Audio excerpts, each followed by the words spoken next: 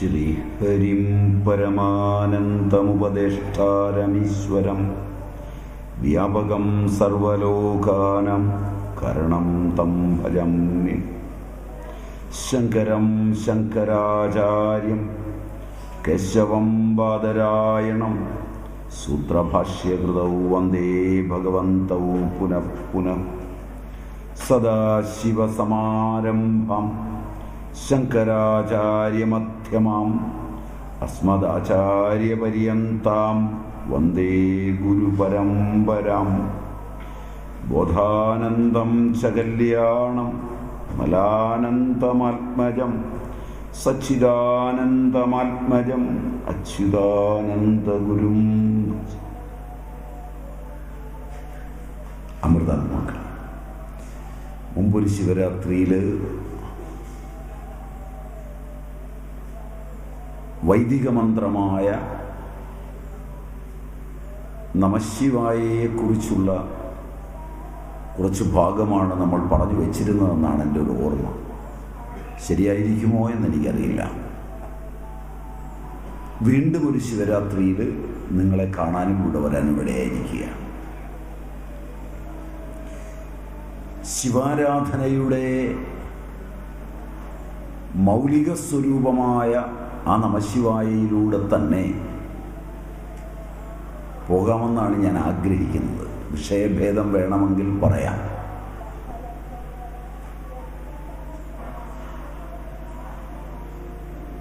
കാരണം എനിക്ക് പ്രത്യേകിച്ച് വിഷയമൊന്നും സംഘാടകർ തന്നിട്ടില്ല. തന്നാലും എങ്ങനെയും വളച്ചു തിരിച്ച് എനിക്കിഷ്ടമുള്ളതേ ഞാൻ പറയുകയുള്ളൂ. എങ്കിൽ പോലും സഭാമര്യാദയുടെ പേരിൽ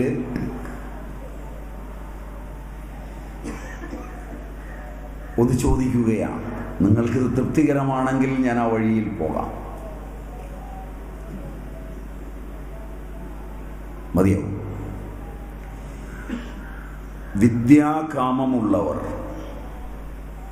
വിദ്യാകാമസ്തു ശങ്കരം,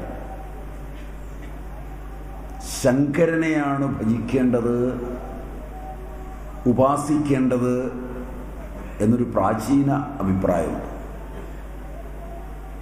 വിദ്യാകാമസ്തു ശങ്കരം, ഗിരീശനെ ഉപാസിക്കണം.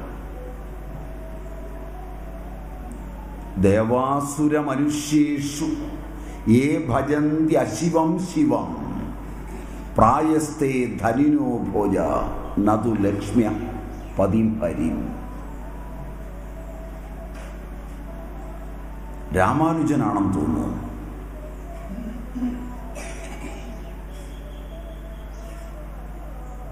ഇങ്ങനെ പറഞ്ഞിട്ടുണ്ട്. ദേവനോ അസുരനോ മനുഷ്യനോ ആരുമാവട്ടെ, ശിവപെരുമാളെ ഭജിച്ചാൽ ധനിയും ശ്രീമാനുമാവുമെന്ന് പറഞ്ഞിട്ടുണ്ട്. ശ്രീധരസ്വാമികൾ അതിന് അവധീരിത ഭോഗം എന്നാണ് പറയുന്നത്.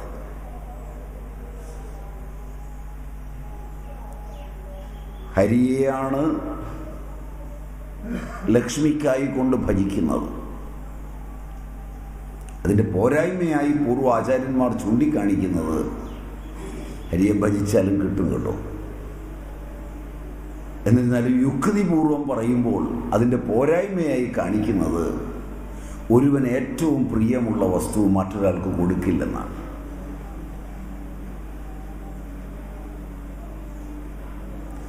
ധനം ത്യജിച്ചവൻ്റെ അടുക്കൽ നിന്ന് ധനം വാങ്ങിക്കുമ്പോൾ ഉത്തമ ധനം കിട്ടുമെന്നാണ്.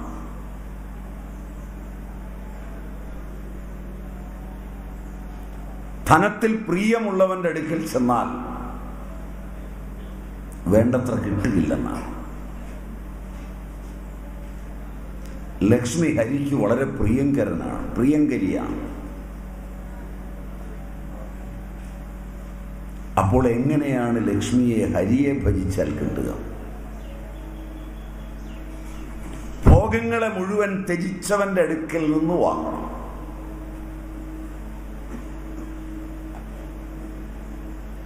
അതുകൊണ്ട് ഈ ശിവരാത്രിയിൽ ശിവോപാസനയുടെ ഭാരതീയമായ ഒരു അടിത്തറയിലൂടെ ഒന്ന് കടന്നു പോകുന്നത് ശരിയായിരിക്കുമെന്ന് തോന്നി. അതുകൊണ്ട് നിങ്ങളോട് അതിനെക്കുറിച്ച് പറയാം എന്ന് വിചാരിക്കുകയാണ് ഉണ്ടായത്. അതുകൊണ്ട് അകാമ സർവകാമോവ എന്ന പ്രസിദ്ധി അനുസരിച്ച് അകാമനായ ശിവനെ വിശേഷ കാമനകളിൽ ഹരിയെ ഭജിച്ചാലും മതി, സാമാന്യ കാമനകളിൽ പോരാ. അകാമനായിരിക്കുന്ന ശിവനെ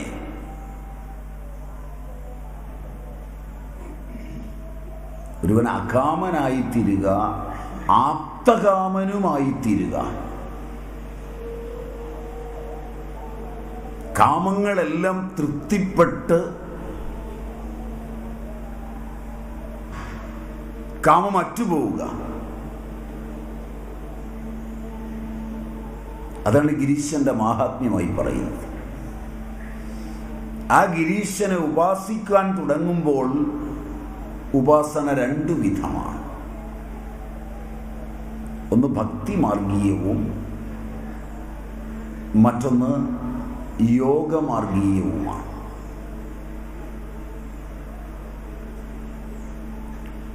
യോഗമാർഗീയ ഉപാസന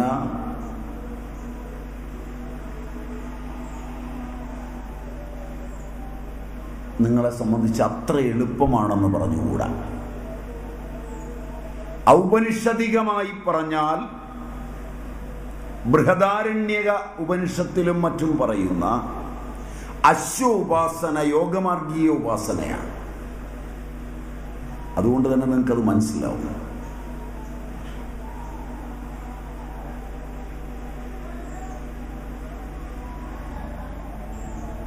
അതത്ര എളുപ്പമല്ല. അതുകൊണ്ട് ഞാനത് ചർച്ച ചെയ്ത് എളുപ്പമല്ലാത്ത ഒന്ന്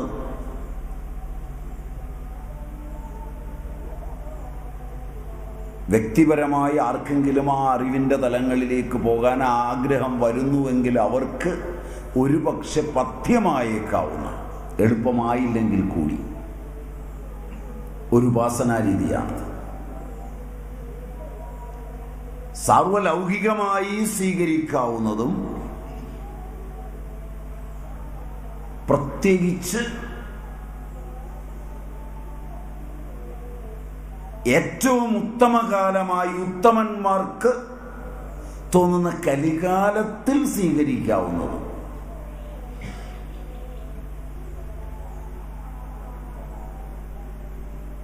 ഇത് കലികാലമാണ്, സകല ദോഷങ്ങളുടെയും കാലമാണ്. ഇതിങ്ങനെയൊക്കെയാണ് എന്ന് വിചാരിക്കുന്നവരുണ്ടെങ്കിൽ എന്നെ കേൾക്കരുത്. അവർ രക്ഷപ്പെടുകയില്ലാത്തവരാണ്. ഇത് കലികാലമാണ്, ഉത്തമ കാലമാണ്. നന്മയിലേക്ക് പോകാൻ ആഗ്രഹിക്കുന്നവന് ഒറ്റ നോട്ടത്തിൽ നന്മയിലേക്ക് പോകാൻ പറ്റുന്ന വിധം ലോകം പുറത്ത് മായാവൃത ചേതസ്സായി നിൽക്കുകയാണ്. ഈശ്വരപരമായി പോകാൻ എളുപ്പമാണ്, ഒരു ജപം കൊണ്ടുപോലും മോക്ഷം കിട്ടുന്ന കാലമാണ് എന്ന് വിശ്വസിക്കുന്ന പുണ്യാത്മാക്കൾ ഉണ്ടെങ്കിൽ അവരിത് കേട്ടാൽ പ്രയോജനപ്പെടും.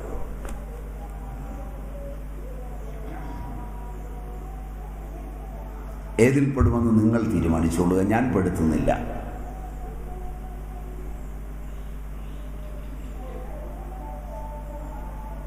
കലിയാണ് ഏറ്റവും നല്ല കാലം. വസ്തുക്കളൊന്നും സംഭരിക്കണ്ട, തപസ്സു വേണ്ട. ഈശ്വരാനുഗ്രഹത്തിനും മോക്ഷത്തിനും സത്യയുഗത്തിൽ തപസ്സു വേണം. വർഷങ്ങളുടെ തപസ്സുകൊണ്ടേ ഈശ്വരാനുസന്ധാനം സാധിക്കും. കൃതയുഗത്തിൽ യജ്ഞകർമാദികൾ വേണം, ദ്വാപരത്തിലും അതിന് ഒരുപാട് സംഭാരങ്ങൾ വേണം.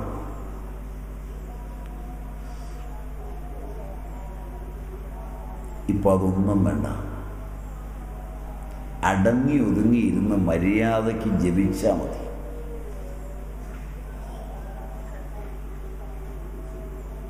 ഇനി തീരുമാനിച്ചോളൂ ഏതാണ് നല്ല യുഗമെന്ന്. യുഗം 4ലും നല്ലത് കലിയുഗമാണ്. എല്ലാവർക്കും അല്ല കേട്ടോ.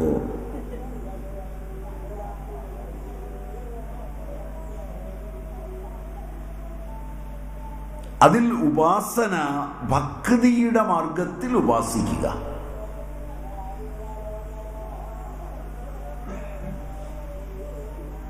സകളവും നിഷ്കളവുമായ ഭക്തിമാർഗ ഉപാസന വീണ്ടും രണ്ടുണ്ട്.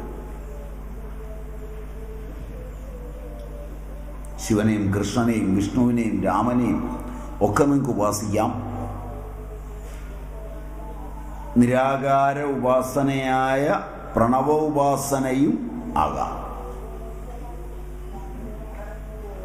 ഉപാസനകൾ ഒട്ടേറെയുണ്ട്. വൈദികി പറയുന്ന മന്ത്ര ഉപാസന ഏറ്റവും ശ്രേഷ്ഠമായത് പഞ്ചാക്ഷരവും ഷഡക്ഷരവുമാണ്. നമ്മൾ ഷഡക്ഷരത്തിൻ്റെ വഴിയെ പോകാമെന്നാണ് ആഗ്രഹിക്കുന്നത്.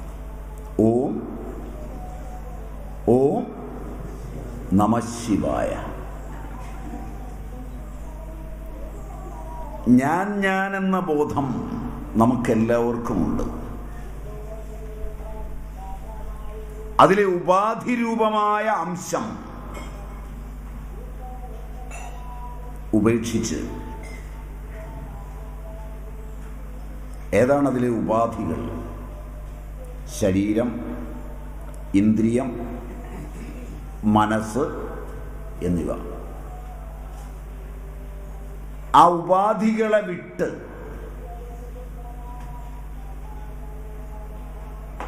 അന്യബാഹ്യ വിഷയചിന്തനമില്ലാതെ ശബ്ദ സ്പർശ രൂപ രസ ഗന്ധാദികളാകുന്ന ബാഹ്യാർത്ഥങ്ങളെ വിട്ടിട്ട് വൃത്തിയുണ്ടാകുമോ എന്ന് നോക്കുക.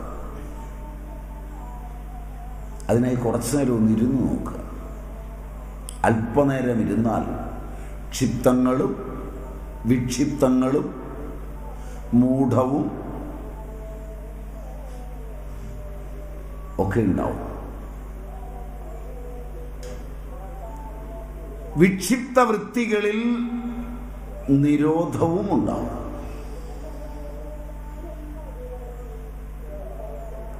ബാഹ്യാർത്ഥചിന്തനമേതുമില്ലാതെ ഉപാധിയായിരിക്കുന്ന ശരീരത്തെയും ഇന്ദ്രിയത്തെയും അന്തഃകരണത്തെയും കരണേന്ദ്രിയ കളേബരങ്ങളെ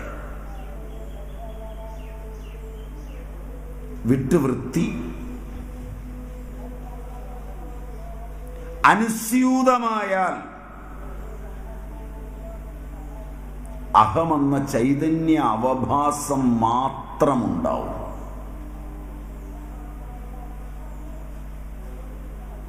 ആ വൃത്തിപ്രവാഹത്തെ ആചാര്യന്മാർ ബ്രഹ്മാകാര വൃത്തി എന്നാണ് പറയുക. അപ്പോൾ ബാക്കിയുള്ള വൃത്തികൾ ഉണ്ടായില്ലെങ്കിൽ ഞാൻ പൂർണ്ണനാണെന്ന് ബോധ്യപ്പെടും. പൂർണ്ണോഹം സച്ചിദാനന്ദോഹം ധന്യോഹം ധന്യോഹം കൃതകൃത്യോഹം എന്നിങ്ങനെ ഉണ്ടാവും. ധന്യോ ധന്യ എന്നൊക്കെ ഉണ്ടാവും.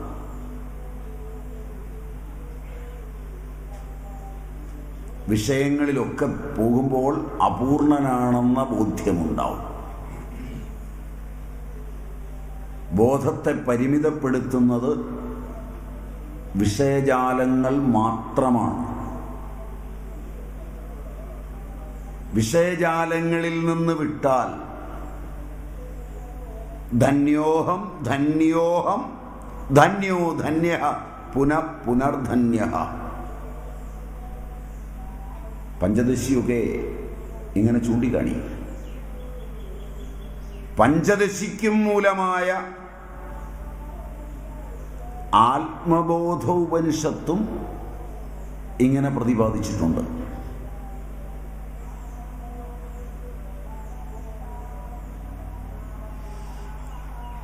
പാരമ്പര്യ പ്രസിദ്ധി കാണിക്കാനാണ് ഉപനിഷത്തിനെയൊക്കെ ഉദ്ധരിച്ച് ബോധ്യപ്പെടുത്തുന്നത്.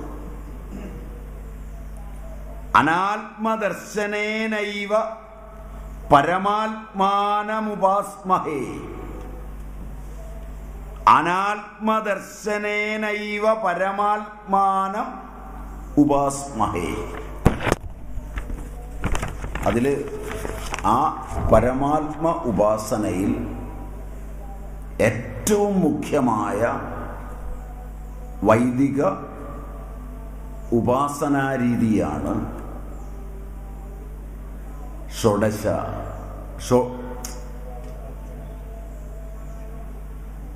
ഷഡക്ഷര മന്ത്രം കൊണ്ട് ലഭിക്കുന്നത്. അത് നിർഗുണ ഉപാസനയിലും സഗുണ ഉപാസനയിലും ആകാം. നമഃശിവായ പഞ്ചാക്ഷരമാണ്, പ്രണവം ചേർത്താണ് ഷഡക്ഷരമാകുന്നത്. മന്ത്രമൊക്കെ നമ്മൾ മുൻ ക്ലാസ്സിൽ പറഞ്ഞതാണ്. സദാശിവനാണ് അതിൻ്റെ ദേവത. അതിൽ ആ മന്ത്രത്തെ ഉപാസിക്കുമ്പോൾ ഋഷി, ഛന്ദസ്, ദേവത, അംഗന്യാസ, കരന്യാസങ്ങൾ എന്ന ക്രമത്തിലൊക്കെ ചെയ്യേണ്ടതാണ് പൂർണ്ണഫലത്തിന്. പരമേഷ്ഠി, വാമദേവൻ, പ്രജാപതി, ഈ 3 പേരാണ് ശരിയായി പറയുകയാണെങ്കിൽ കൃഷ്ണ യജുർവേദ പ്രകാരം ഈ മന്ത്രത്തിൻ്റെ, ശുക്ലവേദ യജുർവേദ പ്രകാരം ഇതിൻ്റെ ഋഷി. യജുർവേദം യാജ്ഞവൽക്യനെ മുൻനിർത്തി ശുക്ല യജുർവേദമെന്നും കൃഷ്ണ യജുർവേദമെന്നും 2ആയി പിരിഞ്ഞിട്ടുണ്ട്.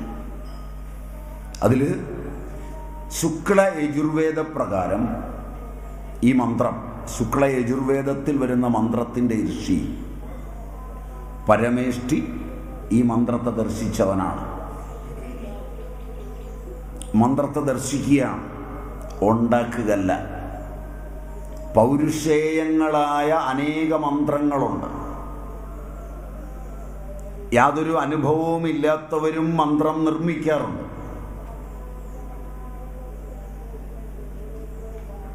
അതൊന്നും വൈദിക മന്ത്രം പോലാവില്ല. വൈദിക മന്ത്രത്തിൽ ഏറ്റവും പ്രസിദ്ധങ്ങളായ 2 മന്ത്രങ്ങൾ, ഒന്ന് പഞ്ചാക്ഷരിയും 2 ഗായത്രിയുമാണ്. മന്ത്രമാതാവായ ഗായത്രിയുമാണ്. ഉപനിഷത്ത് മന്ത്രങ്ങളുണ്ട്, പുരാണ മന്ത്രങ്ങളുണ്ട്, ആഗമങ്ങളിലെ മന്ത്രങ്ങളുണ്ട്. മന്ത്ര ഉപാസനയുടെ ലോകം ഭാരതീയമായി എടുത്താൽ ഇന്ന് പുതിയ പുതിയ മന്ത്രങ്ങളും ധാരാളമുണ്ട്. ഇപ്പോഴും മന്ത്രങ്ങൾ ഉണ്ടായി വരുന്നുണ്ട്. അതിൻ്റെ ഗുണദോഷങ്ങൾ എൻ്റെ ചിന്തയിൽപ്പെട്ടതല്ല. അതുകൊണ്ട് ഞാൻ അതിലേക്ക് പോകുന്നുമില്ല. ഉണ്ട് എന്ന് നിങ്ങളെ അറിയിച്ചു എന്ന് മാത്രം. നിങ്ങൾക്കും അറിയാം, എല്ലാവർക്കും അറിയണമെന്നില്ല. അതുകൊണ്ട് മന്ത്രദ്രഷ്ടാവ് മന്ത്രം ദർശിച്ചു എന്ന് പറഞ്ഞാൽ ആ ദേവതയെ ദർശിച്ചു എന്നാണ് അർത്ഥം. മാംസചക്ഷുസ്സുകൊണ്ടോ ദിവ്യചക്ഷുസ്സുകൊണ്ടോ ഒക്കെ ദർശിക്കാം.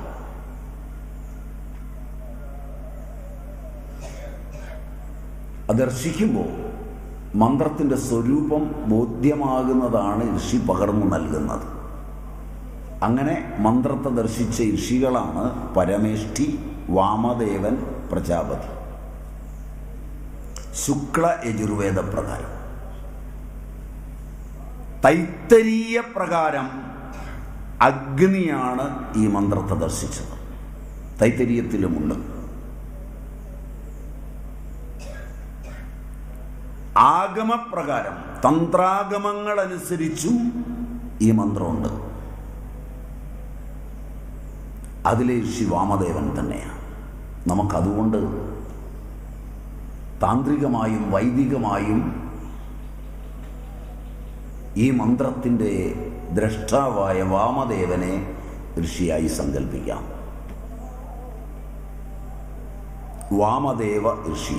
പങ്ക്തിയാണ് ഇതിൻ്റെ ഛന്ദസ്. പങ്ക്തി ഛന്ദ. സദാശിവനാണ് ദേവത. സദാശിവോ ദേവത.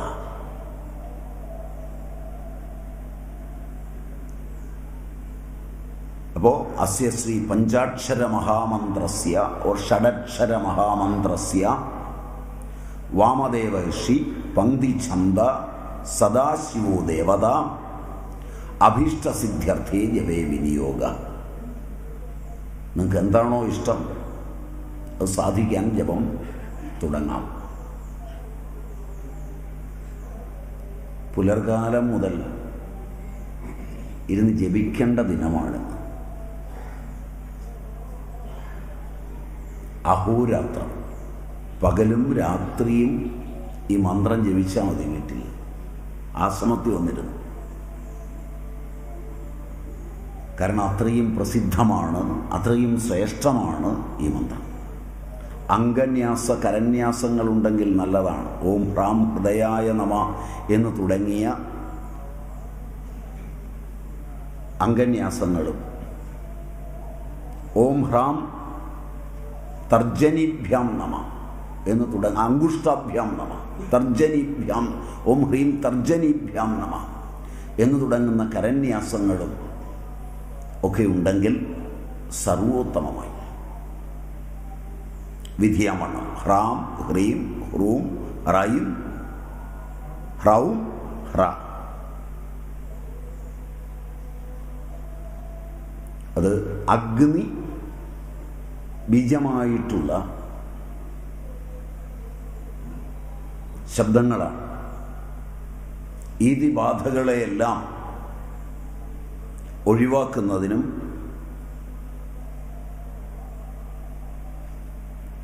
പ്രപഞ്ചലക്ഷണയായിരിക്കുന്ന മായയിലേക്ക് വഴുതി വീഴാതിരിക്കുന്നതിനും തിരോധാനകാരകനായിരിക്കുന്ന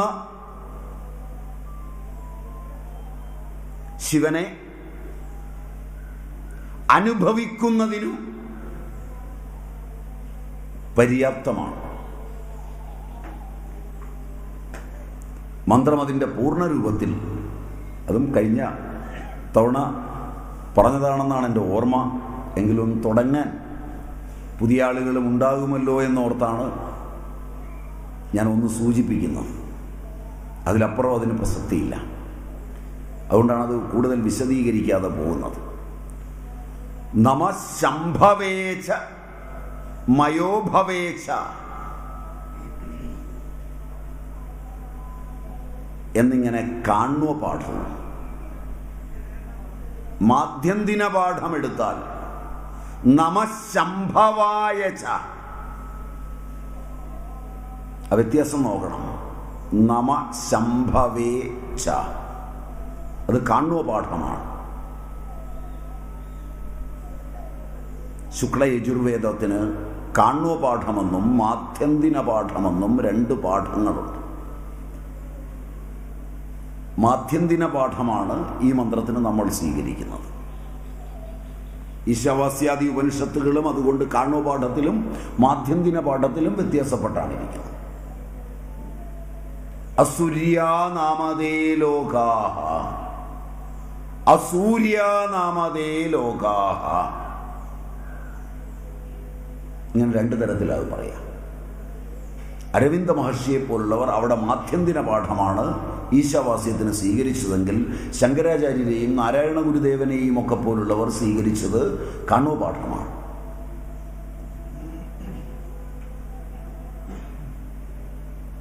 അത് വൈദികമാണ്.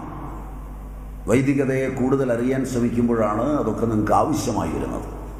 എങ്കിലും നിങ്ങൾ അറിഞ്ഞിരിക്കണം, അല്ലെങ്കിൽ ഒരു മന്ത്രം പഠിക്കുമ്പോൾ അത് ഉപാസിക്കുന്നതിനിടയിൽ ഈതിബാധകളുണ്ടാവും, ദുസ്സാധകന്മാരുണ്ടാവും. സാധന കൊണ്ട് അഹങ്കാരം വരുന്നവരെ ദുസ്സാധകന്മാർ എന്ന് പറയും. കേട്ടിട്ടുണ്ടോ എന്നറിയില്ല. മന്ത്രസാധനയും ആത്മസാധനയും ഒക്കെ അഹങ്കാരത്തെ പോകുന്നതിന് വേണ്ടിയുള്ളതാണ്. പക്ഷെ സംഭവിക്കുക അങ്ങനെയല്ല. ഞാൻ ഇത്രയായിരം മന്ത്രം ജപിച്ചു എന്നൊക്കെ പുറത്തേക്കൊന്ന് പറയാൻ വേണ്ടിയുള്ളതായി മാറും. ദുസ്സാധകന്മാർ പലപ്പോഴും ജപത്തിൻ്റെ അനുഭൂതികൾ ലഭിച്ചില്ലെങ്കിലും അതിനെ ചുറ്റിപ്പറ്റിയുള്ള വിവരങ്ങളൊക്കെ സമ്പാദിച്ച് കാണാൻ പഠിക്കും. അതൊന്നും താല്പര്യമില്ലാത്ത ആളുകൾ ഏകാഗ്രമായി ജപിച്ച് അനുഭൂതിയുടെ വക്കോളം എത്തുമ്പോൾ എവിടെയെങ്കിലും വെച്ച് ഇവരെ കണ്ടുമുട്ടിയാൽ അത്തരം കാര്യങ്ങളെക്കുറിച്ച് ചോദ്യം ചോദിക്കുമ്പോൾ തനിക്ക് അതറിയില്ലല്ലോ എന്നൊരു ബോധം വരും. ആ സമയത്ത് യുക്തി ഉപയോഗിച്ച് വെട്ടും. അവിടെ വെച്ചാണ് സാധന താളം തെറ്റുന്നതും വിട്ടുപോകുന്നതും. കലിവൈഭവത്തിൽ ഇങ്ങനെ ഒന്നുകൂടിയുണ്ട്. സാധകന്മാർ തമ്മിൽ കാണുമ്പോൾ ഒരാൾ പറയുന്നത് മറ്റൊരാൾ കേൾക്കുകയോ അതിൽ നിന്ന് നല്ലത് തിരഞ്ഞെടുക്കുകയോ അല്ല ചെയ്യുന്നത്. ബ്രഹ്മാവിൻ്റെ മാനസപുത്രന്മാരായ സനൽകുമാരനും സനകനും സനന്ദനും സനാതനനും ഒക്കെ സംസാരിക്കുമ്പോൾ അതിലൊരാൾ സംസാരിക്കും, മറ്റുള്ളവർ കേൾക്കും. ഇന്നങ്ങനെയല്ല. ഒരാൾ പറയുന്നതിനെ മറ്റൊരാൾ നിഷേധിക്കുമ്പോഴാണ് അറിവുണ്ടാകുന്നത്. നിഷേധാത്മക അറിവിൻ്റെ കാലമാണ്. ശീലവും ജനങ്ങൾക്ക് അങ്ങനെയാണ്. വാർത്താമാധ്യമങ്ങളിലൂടെയെല്ലാം നിഷേധമാണ്. എത്ര നിഷേധിക്കാൻ ശക്തിയുണ്ടാകുന്നുവോ അത്രയുമാണ് അറിവുള്ളത് എന്നാണ് ധരിക്കുന്നത്. എങ്ങും എത്താറില്ല. അലയുന്ന ആത്മാക്കളായി നടക്കാറേ ഉള്ളൂ. ശാന്തിയില്ല, ശങ്ക മാത്രമാണ് വഴി. സംവത്സരങ്ങൾ എത്ര കഴിയുമ്പോഴും ഒരനുഭൂതിയുമില്ല.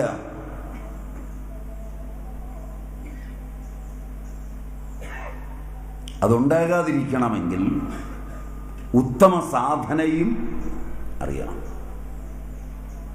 വഴിയിൽ ദുസ്സാധകന്മാരുമായി കണ്ടെത്തുമ്പോൾ ഭാഗ്യം കൊണ്ട് മറ്റ് കാര്യങ്ങൾ വന്ന് കൃത്യാന്തര ബാഹുല്യം കൊണ്ടോ മറ്റ് കാര്യങ്ങൾ കൊണ്ടോ അയാളെ പ്രകൃതി വേറൊരു ഇരയെ കിട്ടിയതിൻ്റെ പുറകെ വിട്ടോ രക്ഷപ്പെടുത്തിയാൽ അത് ഈശ്വരാനുഗ്രഹമാണ്.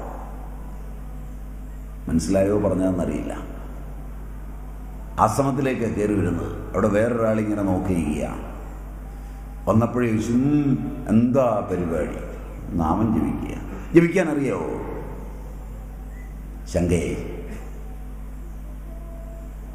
ഇപ്പം ദൈവാധീനത്തിന് നമ്മോട് ചോദിക്കാൻ ഒരുങ്ങിയപ്പോഴേക്ക് വേറൊരാൾ വന്നു ഏറ്റു. ഇവർ രണ്ടും ഒന്ന് പോയാൽ നമുക്ക് നാമം ജപിച്ച് അതിന് ചുറ്റും നടക്കാം. മനസ്സിലായില്ല? യുക്തി കൊണ്ടൊന്നും അല്ല ഇത് അനുഭവിക്കുന്നത്. ഇതിനൊരു പാരമ്പര്യത്തിൻ്റെ അനുഭൂതി സത്തയുണ്ട്. അതിൻ്റെ ശാന്തി വാചാമഗോചരമാണ്. അതുകൊണ്ട് ചില്ലറ കാര്യങ്ങളും കൂടെ അറിയുന്നത് നല്ലതാണെന്ന് മാത്രം. അറിഞ്ഞിട്ടൊരു കാര്യമില്ല. നല്ലതാണെന്ന് പിന്നെ പറഞ്ഞത് ഈ ദുസ്സാധന ഉള്ളവരിൽ നിന്ന് രക്ഷപ്പെടാനുള്ളൊരു കവചം. ചോദിച്ചാൽ എന്തെങ്കിലും ഒന്ന് പറഞ്ഞ് തടിതപ്പണല്ലോ. അത് ശരിയുമായിരിക്കാം, അല്ലെങ്കിൽ അതേ പിടിച്ച് തൂങ്ങും. അതിന് മാത്രം. അല്ലെങ്കിൽ മാധ്യന്തിനമെന്നും കാണുമെന്നും ഒന്നും പഠിക്കേണ്ട കാര്യമൊന്നുമില്ല കാര്യമായിട്ട്. എങ്കിലും അറിഞ്ഞിരിക്കണം, ഭാരതീയ സംസ്കൃതിയല്ലേ. നമ്മളിവിടെ ഉപയോഗിക്കുന്നത് മാധ്യന്തിന പാഠമാണ്. ആ മാധ്യന്തിന പാഠം അനുസരിച്ച് ഓം നമ ശംഭവായ ച മയോഭവായ ച, കാണുപാഠം അനുസരിച്ച് നമ ശംഭവേ ച മയോഭവേ ച. ഇതാണ് ആ വ്യത്യാസം. അപ്പോൾ നമുക്ക് മന്ത്രം മുഴുവൻ നോക്കാം. നമ ശംഭവായ ച മയോഭവായ ച നമ ശങ്കരായ ച മയസ്കരായ ച നമ ശിവായ ച ശിവതരായ ച. ഇതാണ് പൂർണ്ണമന്ത്രം. എഴുതുകയാണോ? നമ ശംഭവായ ച മയോഭവായ ച നമ ശങ്കരായ ച മയസ്കരായ ച നമ ശിവായ ച ശിവതരായ ച. ഇത് മാധ്യന്തിന പാഠം. അതിലെ വായ എന്ന് വരുന്നിടത്തെല്ലാം ശംഭവേ മയോഭവേ എന്നിങ്ങനെ മാറ്റിയാൽ അത് കാണുക പാഠമായി. അതാവശ്യമില്ല, നമ്മൾക്ക് മാധ്യന്തിനം പോയാൽ മതി. അതാണ് സാമ്പ്രദായികമായി എനിക്ക് നിങ്ങളോട് പറഞ്ഞു തരാൻ കൃത്യമായി അറിയുന്നത്. അതിൽ ച ചകാര നമ, ച സമുച്ചയാർത്ഥമാണ്, എല്ലാം ചേർത്ത് വരുന്നതാണ്. ആഗമങ്ങളിലും ഈ മന്ത്രം തന്നെയാണുള്ളത്.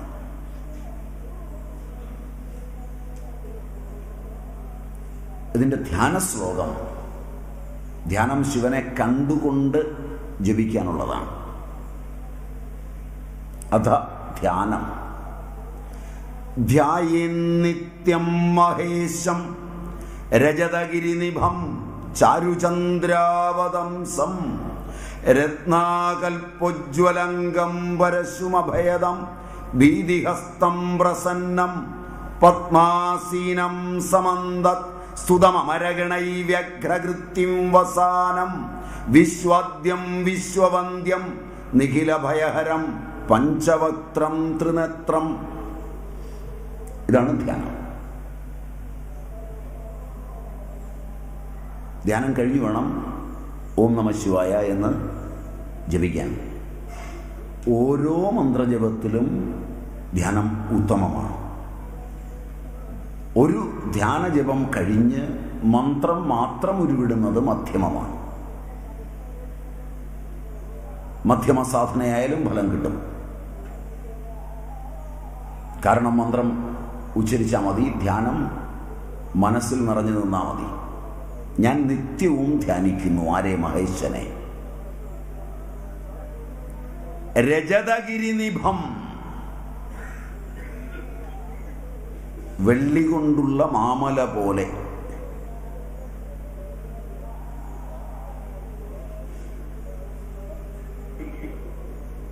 സുന്ദരേന്ദു രൂപനായ ചാരുചന്ദ്രാവതംസമായ ആ ശിവനെ ഞാനിതാ ധ്യാനിക്കുന്നു. അദ്ദേഹത്തിൻ്റെ അവയവങ്ങൾ ഉജ്ജ്വലങ്ങളായ രത്നം പോലെ കാണപ്പെടുന്നു, കൽപ്പിക്കപ്പെടുന്നു. ഉജ്ജ്വലങ്ങളായ അംഗങ്ങൾ രത്നം പോലെ കൽപ്പിക്കപ്പെടുന്നു എന്നും എടുക്കാം. പരശു, മൃഗം, വരാഭയങ്ങളായ ഹസ്തങ്ങൾ ഒക്കെയുള്ള പ്രസന്നനായ പത്മാസനയുക്തനായ ദേവതകൾ വാഴ്ത്തി സ്തുതിക്കുന്ന വ്യാഘ്രചർമാംബരം ധരിച്ചിട്ടുള്ള വിശ്വാദ്യനും വിശ്വവന്ദ്യനും സകല ഭയങ്ങളെയും ഹരിക്കുന്നവനും പഞ്ചവക്രത്തോടു കൂടിയവനുമായ ത്രിനേത്രനായ ശിവപെരുമാളെ ഞാൻ ധ്യാനിക്കുന്നു നിത്യവും, സദാ സർവദാ എന്നർത്ഥം. ധ്യാനം കഴിഞ്ഞാൽ ദേവതാ ശരീരമാണ് നമ്മൾ പറഞ്ഞ മന്ത്രം.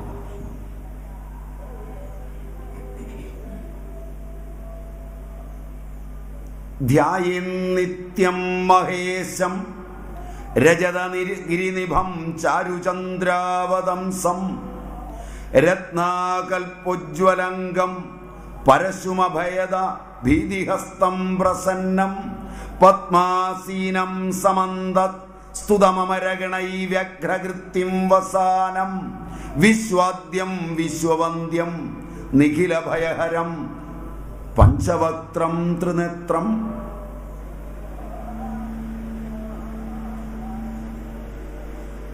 ഇനി നമുക്ക് മന്ത്രത്തിൻ്റെയും ധ്യാന ശ്ലോകത്തിൻ്റെയും ഒക്കെ ഭാരതീയ കൽപ്പനയുടെ അപൂർവം ചില മേഖലകളിലൂടെ മാത്രം സഞ്ചരിക്കാം ഈ ഉപാസനയെ സ്വീകരിക്കുമ്പോൾ. ഇത്രയും കാര്യം ഞാൻ കഴിഞ്ഞ ക്ലാസ്സിൽ വേറൊരു വാക്കുകൾ ഉപയോഗിച്ച് പറഞ്ഞിട്ടുള്ളതാണ്. അതുകൊണ്ട് ഇവിടം വരെയുള്ളതൊരു ആവർത്തനമാണ്, മുൻ ക്ലാസ്സിൽ പറഞ്ഞത് തന്നെയാണ്. മറ്റു ദിശകളിൽ അതിലെ ആചാര്യ ശങ്കരൻ്റെ പ്രകൃഷ്ടകൃതിയായ മന്ത്രാക്ഷരങ്ങളെ വെച്ചുള്ള സ്തുതിയെ അവലംബമാക്കി കുറച്ച് പറയുകയും ചെയ്തിട്ടുണ്ട് എന്നാണ് എൻ്റെ ഓർമ്മ. റൈറ്റ്. നാഗേന്ദ്രഹാരായ ത്രിലോചനായ ഭസ്മാംഗരാഗായ മഹേശ്വരായ നിത്യായ ശുദ്ധായ ദിഗംബരായ തസ്മൈ നകാരായ നമഃശിവായ തുടങ്ങിയ ശ്ലോകങ്ങളെ അവലംബിച്ചാണ് നമ്മൾ ചെറുതായി പറഞ്ഞു വെച്ചതെന്നാണ് എൻ്റെ ഓർമ്മ. Am I right? നിങ്ങൾ മറന്നുപോയി എന്ന് കൊല്ലം 2 തോന്നുന്നു. കഴിഞ്ഞ വർഷം ഞാൻ വന്നില്ല. കഴിഞ്ഞ വർഷം വേറൊരു പരിപാടിക്കാണ് വന്നത്, ശിവരാത്രിക്കല്ലെന്നാണ് എൻ്റെ ഓർമ്മ. കഴിഞ്ഞതിൻ്റെ മുമ്പിലത്തെ വർഷമാണ് നമ്മൾ വന്ന് ഇത് പറഞ്ഞു പോയതെന്നാണ് ഇതൊക്കെ എൻ്റെ ഒരു ഓർമ്മയാണ്. ഈ ഓർമ്മയ്ക്ക് തെറ്റുപറ്റാം. ഉണ്ടായിരുന്നവർ എല്ലാവരും പുതിയ ആളുകളാണോ?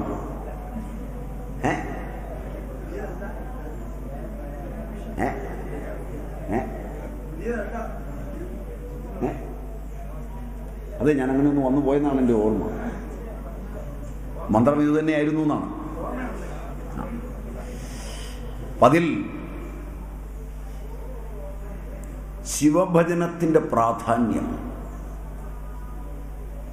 കലികാലത്തെ ഏറ്റവും ഉത്തമ ഗ്രന്ഥങ്ങളിലൊന്നായ ഭാഗവതം പോലും എടുത്തു പറയുന്നുണ്ട്.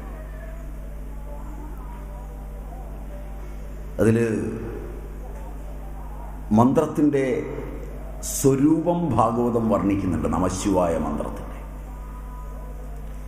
നാഭിർനമസ്തേ ശ്വസനം നമസ്വൻ സൂര്യശ്ചംശുഷി ജലം സുതേജഃ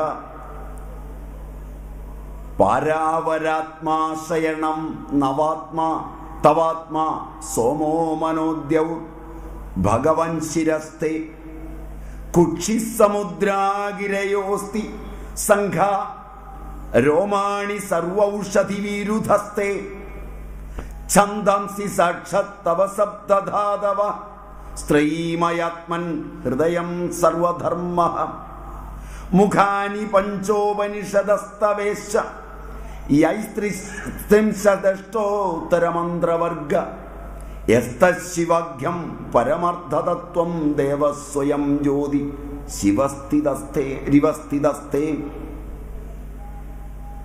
ഭാഗവതം പറയുന്നതാണ്. നാഭിർനമസ്തേ നഭസ്തേ. നാഭി നഭസ്സാണ് ആകാശം. നമഃശിവായ എന്ന ശിവസ്വരൂപത്തിൻ്റെ നാഭികമലം ആകാശമാകുന്നു. ശ്വസനം നഭസ്വാൻ വായു ശ്വാസമാകുന്നു.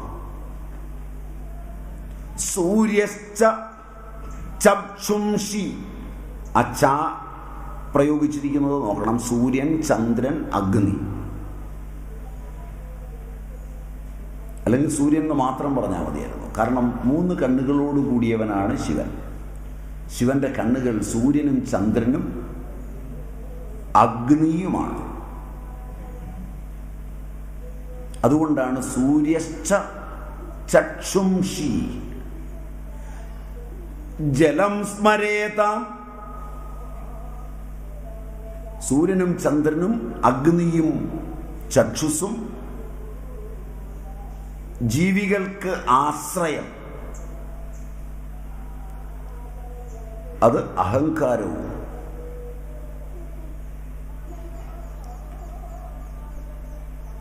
പരാവരാത്മാശ്രയണം തവാത്മാ, ജീവികളുടെ ആശ്രയം, ആത്മാശ്രയം.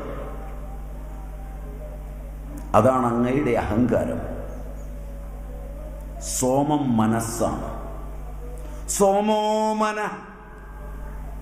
സോമോ മനോദ്യൗർ ഭഗവൻ ശിരസ്തേ, സ്വർഗമാണ് അങ്ങയുടെ ശിരസ്. ദൗലോകം, ദ്വിലോകം ശിരസ്. കുക്ഷി സമുദ്രം, സമുദ്രമാണ് കുക്ഷി, വയറ്. കുക്ഷി സമുദ്ര ഗിരയോസ്തി സംഘാഹ, പർവ്വതങ്ങൾ അങ്ങയുടെ അസ്ഥി കൂട്ടങ്ങളാകുന്നു. രോമാണി സർവൗഷധി വീരുധസ്തേ, അങ്ങയുടെ രോമങ്ങളാണ് ഔഷധികളും വീരുദ്ധുകളും. പടർന്നു കയറുന്നവയും നേരെ നിൽക്കുന്നവയുമായ ഔഷധികളെല്ലാം അങ്ങയുടെ രോമങ്ങളാകുന്നു. രോമാണി സർവൗഷധി വീരുധസ്തേ ഛന്ദാംസി സക്ഷത് തവ സപ്തധാതവ, അങ്ങയുടെ രസം, രക്തം, മാംസം, മേധസ്, അസ്ഥി, മജ്ജ, ശുക്രം തുടങ്ങിയ 7 ധാതുക്കൾ 7 ഛന്ദസ്സുകളാകുന്നു. വൈദിക ഛന്ദസ്സുകൾ അനുഷ്ടുഭം, ത്രഷ്ടുഭം തുടങ്ങി സപ്തഛന്ദസ്സുകൾ അങ്ങയുടെ സപ്തധാതുക്കളാകുന്നു. ത്രൈമയാത്മൻ,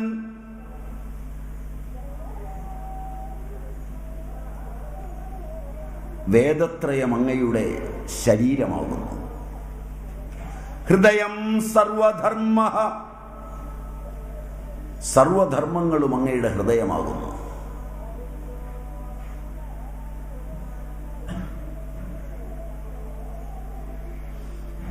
യത്തച്ചിവഖ്യം പരമർദ്ധതത്വം ദേവസ്വയം ജ്യോതിരിവസ്ഥിതസ്ഥേ, ഒരു വരി വിട്ടു. മുഖാനി പഞ്ചോപനിഷദസ്തവേശ യസ്ത്രിംശദഷ്ടുത്തരമന്ത്രവർഗ യത്തശ്ചിവഖ്യം പരമാർത്ഥതത്വം ദേവസ്വയം ജ്യോതിരിവസ്ഥിതസ്ഥേ.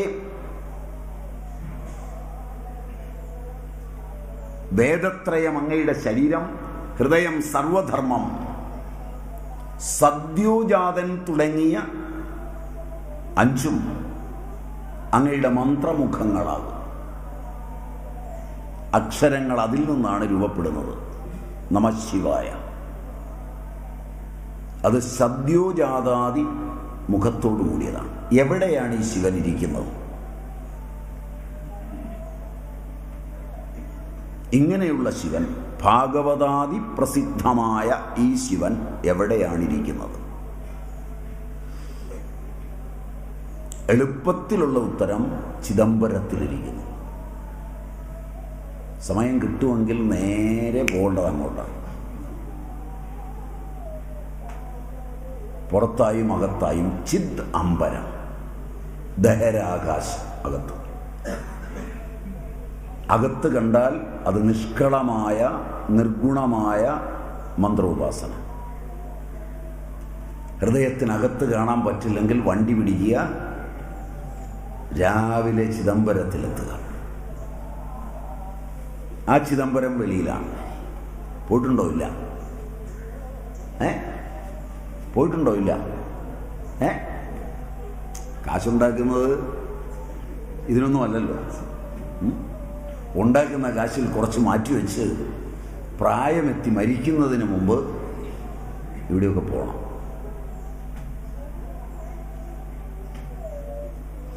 ഒരു ശിവരാത്രിയിലെങ്കിലും അവിടെ ചെല്ലണം. എന്താണ് അവിടെ നടക്കുന്ന ചടങ്ങുകളെന്ന് നോക്കണം. ഈ നമശിവായയുടെ വ്യാഖ്യാനം തന്നെയാണ് എല്ലാ ചടങ്ങും. ചിദംബരനാഥനാണ് ശിവൻ. ചിദംബരം ദഹരാകാശം, ഹൃദയാകാശം. ഹൃദയാകാശസ്ഥിതനായ ചിദംബരമൂർത്തിയെ, അതുകൊണ്ട് ശിവൻ ഇരിക്കുന്ന അവിടെയാണ്. ശിവപെരുമാളെ കാണണമെങ്കിൽ 5 കണ്ണുകളും അടയ്ക്കുക. 5 കണ്ണുകൾ ശ്രോത്രേന്ദ്രിയം, സ്പർശനേന്ദ്രിയം,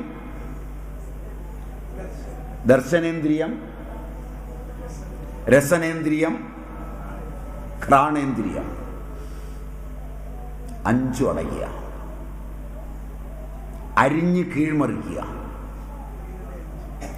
ഒളിമുതലം പഴം 5മുണ്ട് നാറുന്നളികയിലേറി നയനമാറിയാടും കിളികളെ 5 അരിഞ്ഞ് കീഴ്മറിക്കുക. അപ്പൊ ഈ ശരീരത്തിന്റെ സ്വഭാവം മാറും. ഇത് തിരുവുരുവാകും. അകക്കണ്ണ് തുറക്കും, അന്തർമുഖനാകും. ബ്രഹ്മാവ് സൃഷ്ടിച്ചതിൽ നിന്ന് മാറും. പരാഞ്ചി ഖാനി വെതൃണത് സ്വയംഭൂ തസ്മത് പരം പശ്യതിനന്തരാത്മൻ.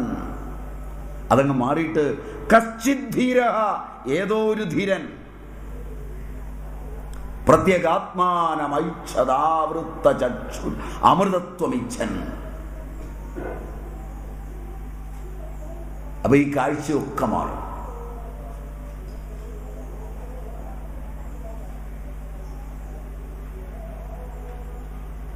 കണ്ണിനെ അരിഞ്ഞു മടക്കുക.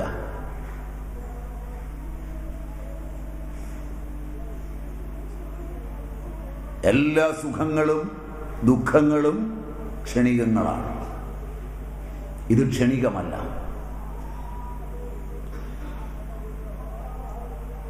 അപ്പോൾ ഈ പ്രപഞ്ചവിന്യാസങ്ങളോടുകൂടി ആകാശവും വായുവും അഗ്നിയും സൂര്യചന്ദ്രന്മാരും നക്ഷത്രരാശികളും എല്ലാം ചേർന്ന് നടത്തുന്ന സനാതന നൃത്തം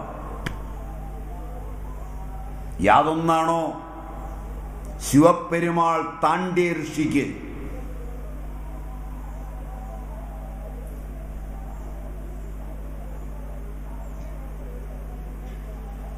താണ്ഡ്യ ഋഷി ശിവന് കാവൽക്കാരനായി നിൽക്കുന്ന പേരെന്തുവാ?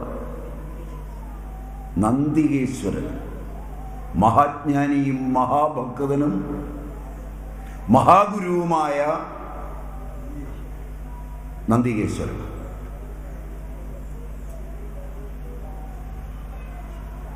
മാഹേശ്വര സൂത്രങ്ങൾക്ക് മഹാഭാഷ്യം രചിച്ച നന്ദികേശ്വരന് പെരുമാളുടെ ഡമരുവിൽ നിന്നുണ്ടാകുന്ന ശബ്ദങ്ങളിൽ നിന്ന് വ്യാകരണ സൂത്രം രചിച്ചുവെങ്കിൽ മഹാവ്യാകരണ ഭാഷ്യം മാഹേശ്വര സൂത്രത്തെ അവലംബിച്ച് രചിച്ച പണ്ഡിതോത്തമനായ നന്ദികേശ്വരന് പെരുമാൾ ഉപദേശിച്ചു കൊടുത്ത നൃത്തലക്ഷണം അത് താണ്ഡ്യൻ ഭരതൻ ഉപദേശിച്ചു കൊടുത്തത് കൊണ്ടാണ് താണ്ഡവം എന്ന് പേർ വരുന്നത്.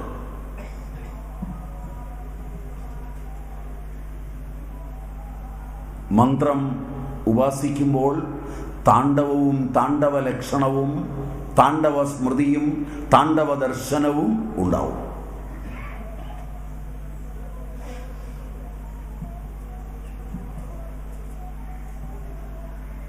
രാവണൻ ഒരു ശിവരാത്രിയിൽ കണ്ടാണ് എഴുതിയത്. ജടാകടാഹ സംഭ്രമ ഭ്രമം നിലിംബ നിച്ഛരി വിലോല വീചി വല്ലരി. കാണാൻ പറ്റും. ആ അംഗചലനങ്ങളെല്ലാം പ്രപഞ്ച ചലനമാണ്. ലോക ജനതയ്ക്ക് ഭാരതം നൽകിയ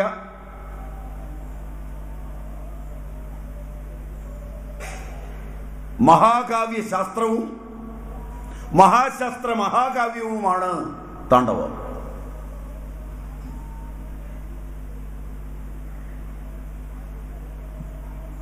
അത് കാണുന്ന ദിനമാണ് ശിവരാത്രി. ഈ രാത്രിയിൽ കാണണം. കണ്ടില്ലെങ്കിൽ കണ്ണുകൾ ചൂഴ്ന്നു കളയണം.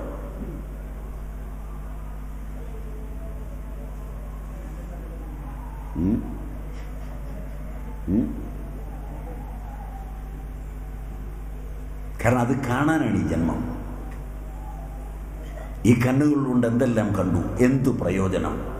സംഘർഷവും സംഭീതിയും സദാചാര വൈരുദ്ധ്യവുമല്ലാതെ ഈ കണ്ണ് കണ്ടതുകൊണ്ട് എന്ത് നേടി?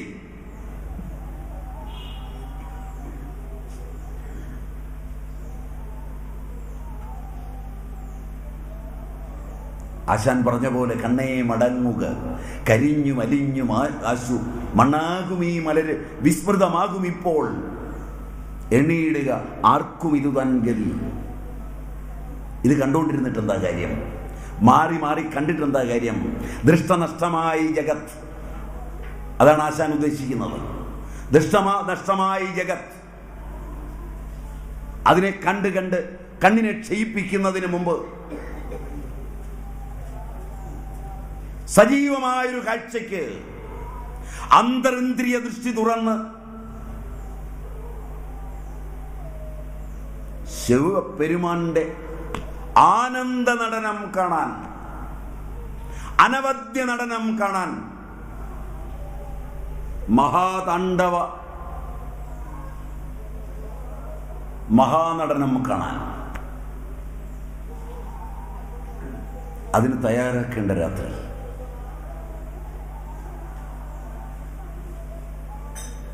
പാരമ്പര്യ സ്രോതസ്സുകൾ മഹാതാണ്ഡവ മഹാമുഹൂർത്തത്തിൽ വെച്ചാണ് ശിഷ്യന്മാർക്ക് മഹാദീക്ഷയുടെ മന്ത്രങ്ങൾ ഉച്ചരിച്ചു കൊടുക്കുന്നത്.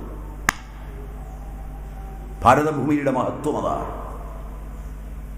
അവിടെയാണ് ഗുരു ആജ്ഞാചക്രാന്തരാളസ്ഥനായ ശിവപെരുമാളെ അനയിച്ചു കൊണ്ടുവന്ന് അനുഭൂതിയുടെ അഗാധ നിമിഷങ്ങൾ തന്ന്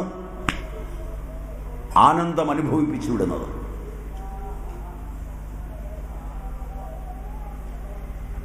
എന്നിട്ട് മന്ത്രം ഉപാസിക്കുമ്പോഴാണ് ശിവടമരുവിൽ നിന്ന് മന്ത്രപ്രഘോഷം സദാ കണ്ഠങ്ങളിൽ മുഴങ്ങുന്നത്, വിശുദ്ധിയിൽ മുഴങ്ങുന്നത്. കർണങ്ങളിൽ എന്നല്ല ഞാൻ പദം ഉപയോഗിച്ചത്.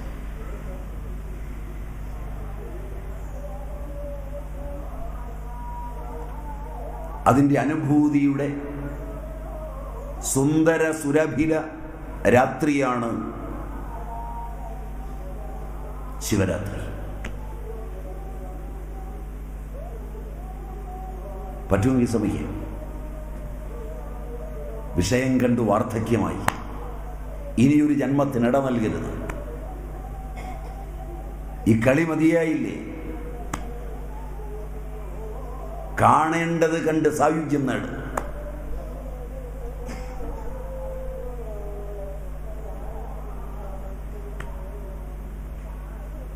വളരെ ഭംഗിയായാണ്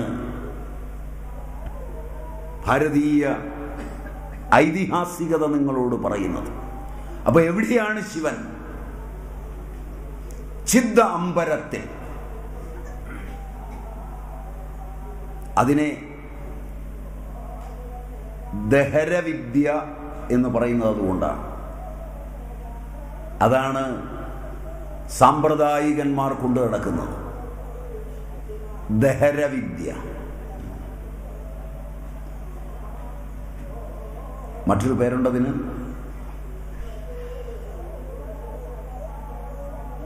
ദഹരവിദ്യ.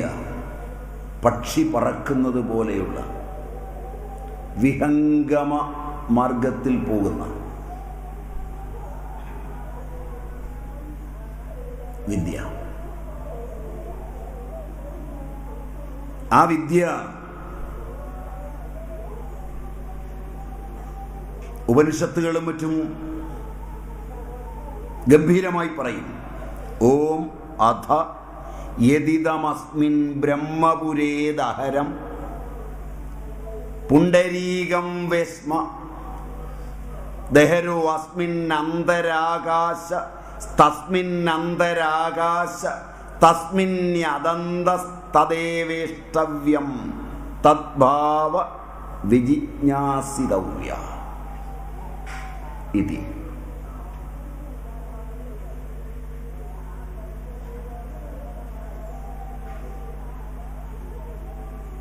ഉപനിഷത്ത് പറയുന്നതാണ്. ഏതൊന്നിനെയാണ് അറിയേണ്ടത്? ബ്രഹ്മപുരത്തിൽ, ദഹരാകാശത്തിൽ, ഹൃത്പുണ്ടരീകത്തിൽ.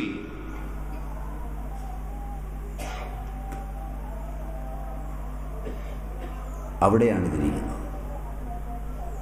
ആ അന്തരാത്മാവിനെ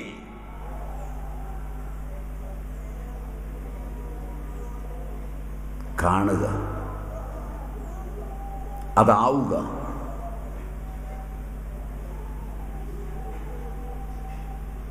അതിനെ മാത്രമാണ് അറിയേണ്ടത്.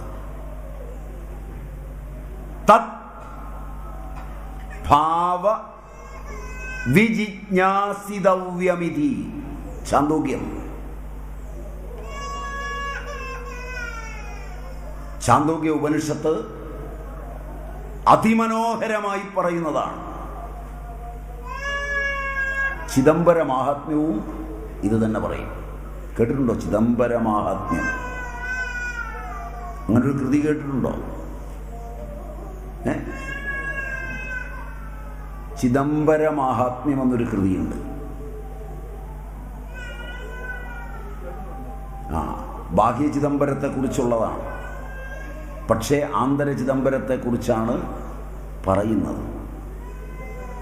ദഹ്രം വിഭാവം പരമേ പരവേസ്മഭൂതം ഹൃത്പുണ്ടരീകം പുരമധ്യസംസ്ഥം തഥാവിദഹ്രം ഗഗനം വിശോകം തസ്മിൻ യദം തസ്തദുപാസിതവ്യം.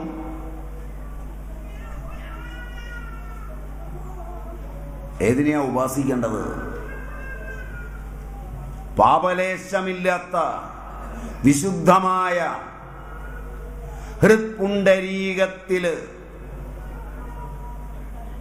പുരമധ്യത്തില്, ശോകമോഹങ്ങളില്ലാത്ത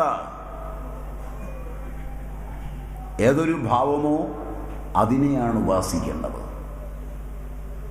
ദഹ്രം വിഭാവം പരവേസ്മഭൂതം ഹൃത്പുണ്ടരീകം പുരമധ്യസംസ്ഥം തഥാവിദഹ്രം ഗഗനം വിശോകം തസ്മിൻ യദം തസ്തദുപാസിതവ്യം.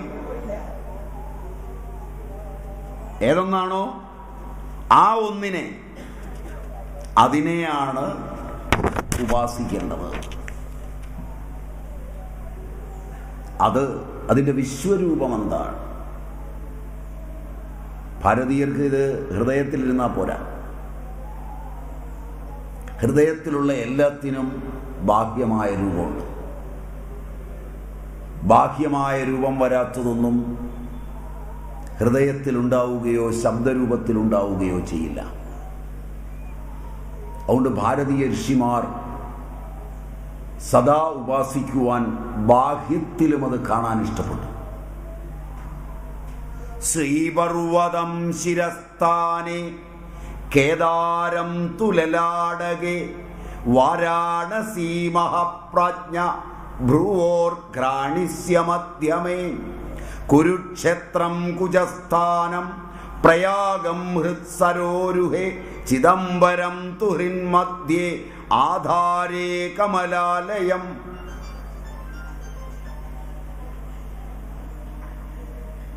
ഇങ്ങനെയാണ് അവർ ശിവപെരുമാളെ കണ്ടത്. നേരത്തെ ഭാഗവതത്തിൽ നമ്മൾ കണ്ടു, നാഭി എന്താണ്, കണ്ണെന്താണ്, ഇല്ലേ? ഇത് കുറച്ചുകൂടെ താന്ത്രിക യുക്തിയിലേക്ക് മാറിയിട്ടുണ്ട്. തന്ത്രാഗമ രീതിയിൽ കാണുന്നവർക്ക് ശ്രീപർവതം ശിരസ്ഥാനെ കേദാരം തുലലാടകെ വാരാണസീ മഹാപ്രാജ്ഞ ഭ്രുവോർഘ്രാണിസ്യ മധ്യമേ കുരുക്ഷേത്രം കുജസ്ഥാനം പ്രയാഗം ഹൃത്സരോരുഹേ ചിദംബരം തുഹൃന്മധ്യേ ആധാരേ കമലാലയം.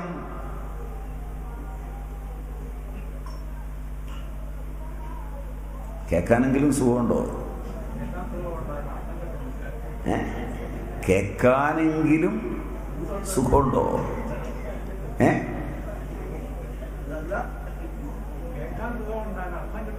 അത് രണ്ടാമത്തെ കാര്യമാണ്. കേൾക്കാൻ സുഖമുണ്ടെങ്കിൽ അർത്ഥം തോന്നുന്നത് കൊണ്ടാണ് സുഖമുണ്ടാകുന്നത്. സുഖം ഒന്നും അറിയാതെ എങ്ങനെ ഉണ്ടാവും?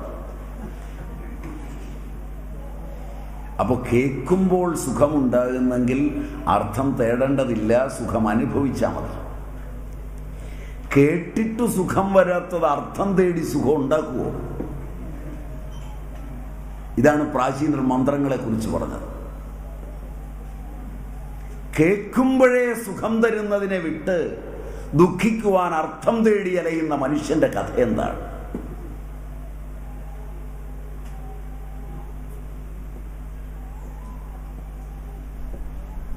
നിങ്ങൾക്ക് എന്നോട് എന്തു തോന്നുമെന്ന് എനിക്കറിയില്ല.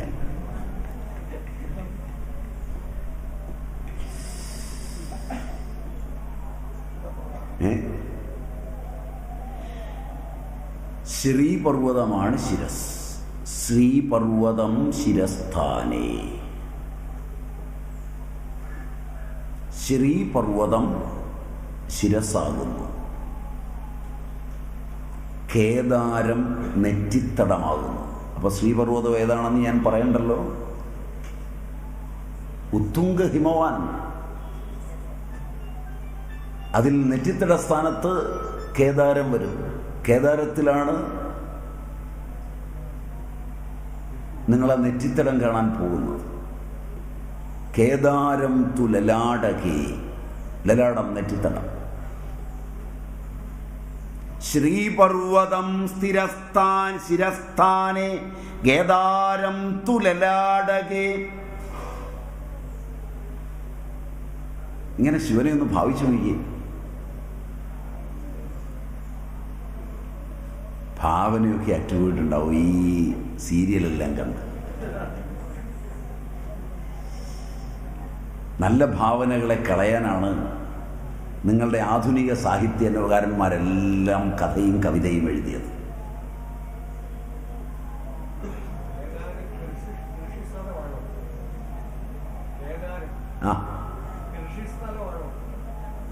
കേദാരം എന്ന് പറഞ്ഞാൽ നിങ്ങൾ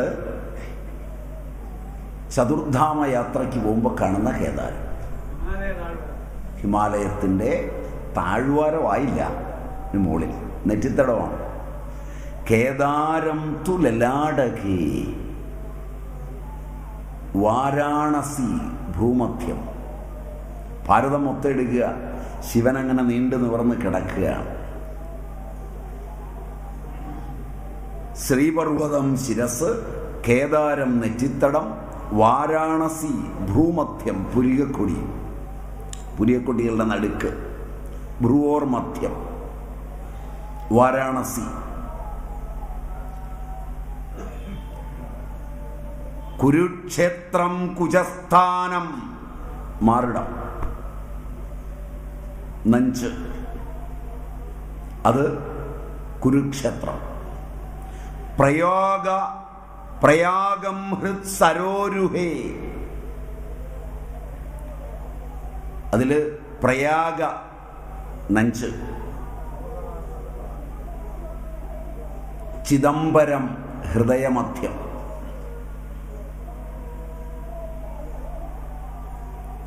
ചിദംബരം തുഹൃന്മധ്യേ ആധാരേ കമലാലയം. തിരുവാരൂർ, തമിഴ്നാട്ടിൽ തന്നെയാണ് തിരുവാരൂർ. അത് മൂലാധാരം.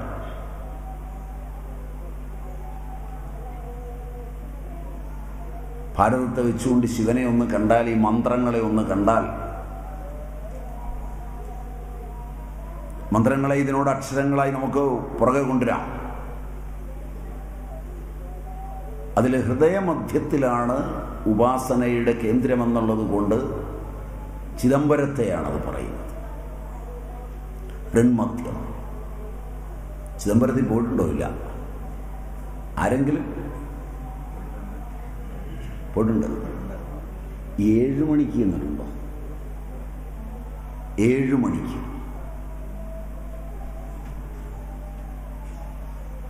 7 മണിക്ക് അവിടുത്തെ ചിത്സഭയെല്ലാം അടച്ചൊരു പൂജ കണ്ടിട്ടുണ്ടാവോ? കണ്ടിട്ടുണ്ടാവോ? അവിടെ നിന്നാലിത് ബോധ്യമാവും.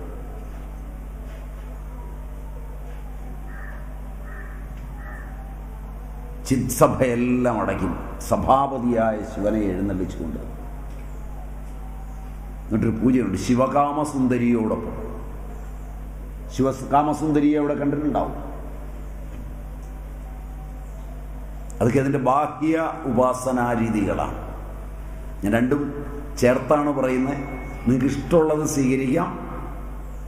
ബാഹ്യ ചിദംബരത്തിൽ നിന്ന് ശിവകാമസുന്ദരിയോടൊപ്പം ശിവപ്പെരുമാളിനെ എഴുന്നള്ളിച്ച് ആരാധിക്കുന്ന, ഹൃത് പത്മത്തിൽ ശിവപ്പെരുമാൾ ഇരിക്കുന്നുവെന്ന് സങ്കല്പിക്കുന്ന ബാഹ്യ ചിദംബരത്തെയും, അതല്ല നിങ്ങൾക്ക് ബുദ്ധി കൂടുതലുണ്ടെങ്കിൽ നിങ്ങളുടെ ഹൃത്പത്മത്തിലിരിക്കുന്ന ശിവപ്പെരുമാളെയും സങ്കല്പിച്ചത് കൊണ്ടുപോകാം.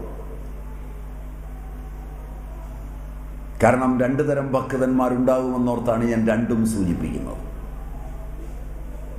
അതല്ല ഒന്ന് മതിയെങ്കിൽ ഒന്നിൽ കൂടെ തന്നെ പോവാം.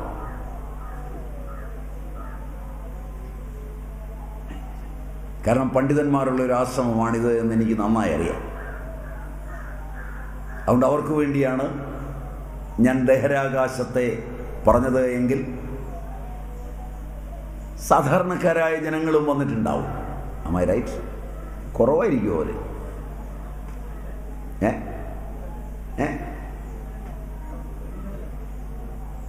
വളരെ കുറവായിരിക്കും ആശ്രമമൊക്കെ ആയതുകൊണ്ട്. പക്ഷെ എന്നാലും ഉണ്ടാവും. ശരിയായിരിക്കുമോ എൻ്റെ നിഗമനം? അവർക്ക് ഈ ഹൃത്പത്മത്തിലേക്കൊക്കെ ഏകാഗ്രമാകാൻ പിള്ളേരും കുടുംബമൊന്നും പെട്ടെന്ന് അങ്ങ് സമ്മതിച്ചു എന്ന് വരില്ല.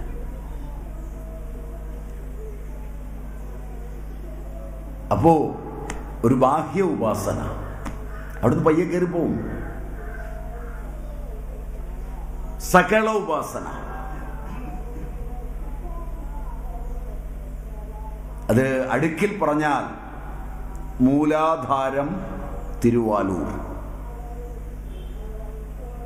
ശരിക്കതിനർത്ഥം പറഞ്ഞാൽ മഹി മൂലാധാരത്തിൽ, പൃഥ്വി.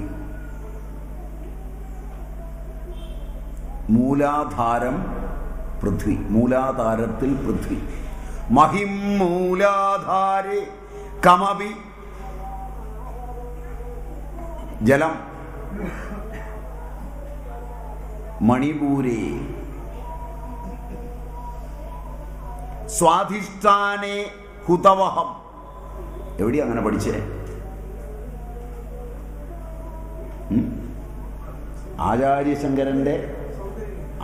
ആചാര്യശങ്കരൻ്റെ ആനന്ദലഹരി. സൗന്ദര്യലഹരി പോരാം.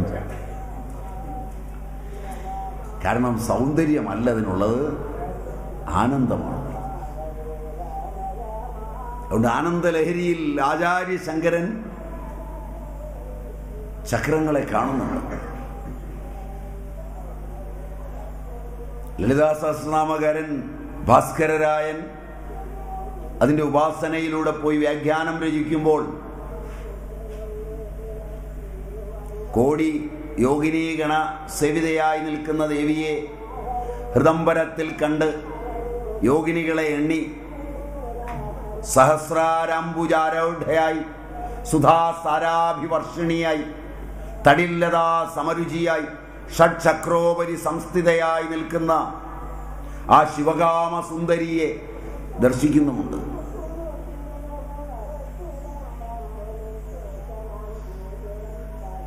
ഇതൊക്കെ സർവാനന്ദകരമാണെന്ന് ശങ്കരൻ സൂചിപ്പിക്കുന്നുമുണ്ട്.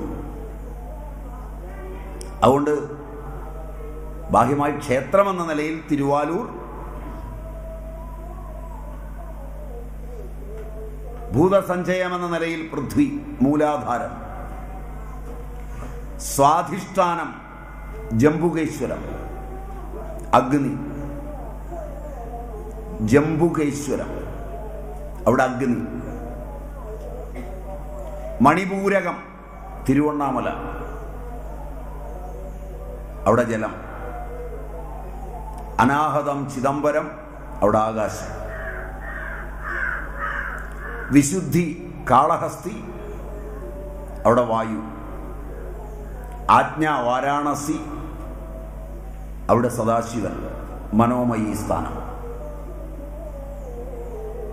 ഇത് വച്ചാണ് ആനന്ദ നടനത്തെ താണ്ഡ്യ മഹർഷി രൂപപ്പെടുത്തിയിട്ടുള്ളത്. നമഃശിവായ പഠിക്കുമ്പോൾ അത് താണ്ഡവത്തിൻ്റെ താളലയങ്ങളോടുകൂടിയതാണ്.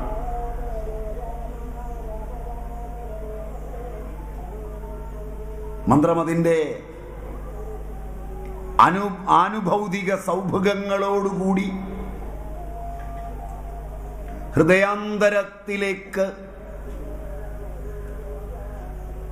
ഋഷ്യനുഗ്രഹം നേടി ഛന്ദോബദ്ധമായി കൊണ്ടുവന്നാൽ അനുഭവിക്കുന്ന ആനന്ദത്തിന് അതിരില്ല. അതാണ് പൂർവസൂരികൾ പറഞ്ഞിട്ടുള്ളത്. അതിൻ്റെ ഉപാസനയുടെ ഏറ്റവും ഉദാത്തമായ നടനമാണ്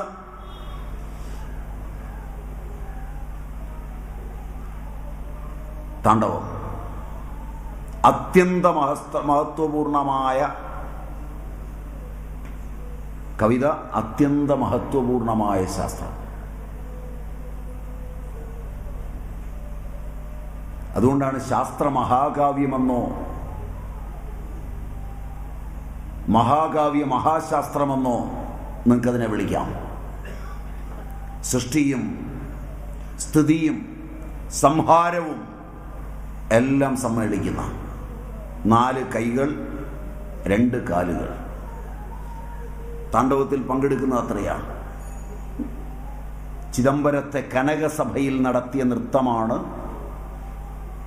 നമഃശിവായ എന്ന ആനന്ദ നടനം.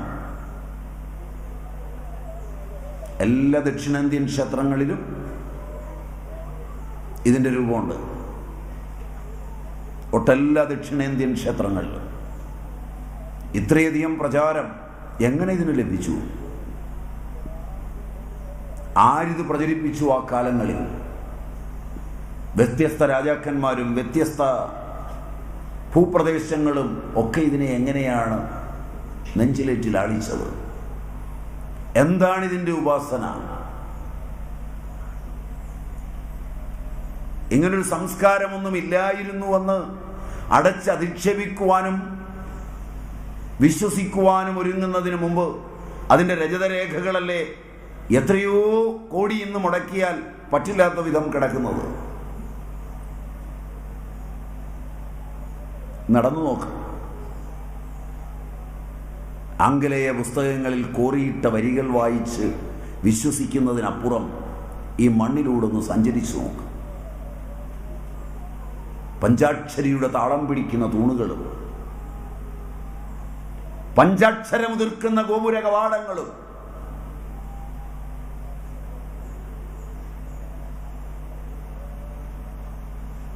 ആയിരം മനുഷ്യായുസ് കൊണ്ട് സാധിക്കാത്തത്ര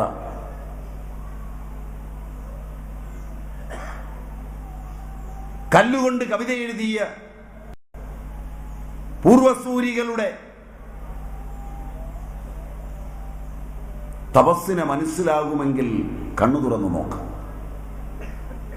കുളിക്കാതെയും നനയ്ക്കാതെയും ജീവിച്ച പാശ്ചാത്യന്റെ കണ്ഠങ്ങളിൽ നിന്നുതിർന്ന അർത്ഥശൂന്യങ്ങളായ വാക്കുകൾക്ക് ശാസ്ത്രമെന്ന് നൽകിയ ആധുനിക തലമുറ തിരിഞ്ഞൊന്ന് നോക്ക്. പൂർവസൂരികൾക്ക് എന്ത് കഴിയുമായിരുന്നുവെന്ന്.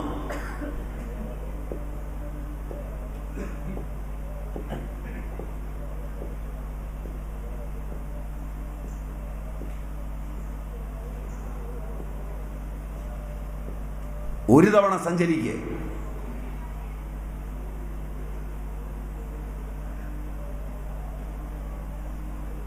നിങ്ങൾക്ക് എൻ്റെ ഭാഷ മനസ്സിലാകുമോ എന്നെനിക്കറിയില്ല.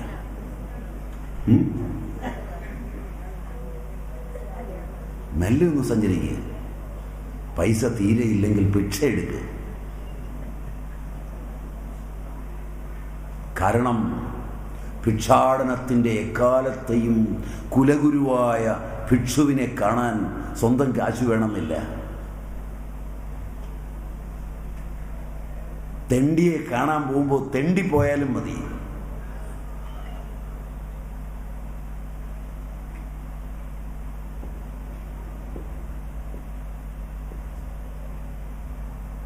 പറ്റില്ലെങ്കിൽ ഈ പോക്കിന് മോഷ്ടിക്ക് കുഴപ്പമില്ല. കാരണം അദ്ദേഹം സ്തേനാനാം പതിയാണ്. ഈ കാര്യത്തിനേ ചെയ്യാവൂ.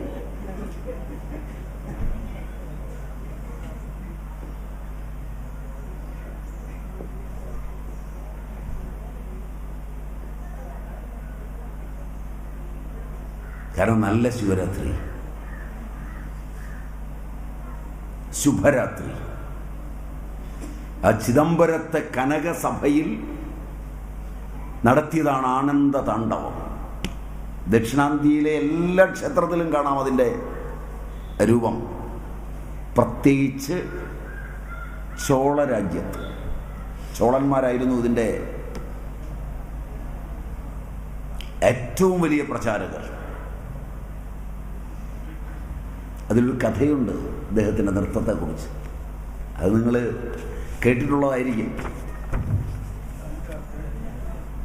ദാരുകവനത്തിലൂടെ ശിവൻ അതീവ സുന്ദരനായി നടന്നു പോവാണ്. കൂടെയുള്ളത് വിഷ്ണുമോഹിനി. രണ്ടുപേരുടെയാണ് പോകുന്നത്. കൂട്ടത്തിൽ അനന്തനും. മൂന്നുപേരും കൂടെ ഇങ്ങനെ നടക്കുകയാണ്. പോകുന്ന ഒരു വലിയ കാര്യത്തിനാണ്. തങ്ങളുടെ ഭാര്യമാരിൽ അതീവ വിശ്വാസവും ഭാര്യമാരുടെ ചാരിത്രത്തെക്കുറിച്ച് അഹങ്കാരവുമുള്ള ഋഷിമുനിമാരെ പരീക്ഷിക്കുന്നതിനുള്ള യാത്രയാണ്. കേട്ടിട്ടില്ല?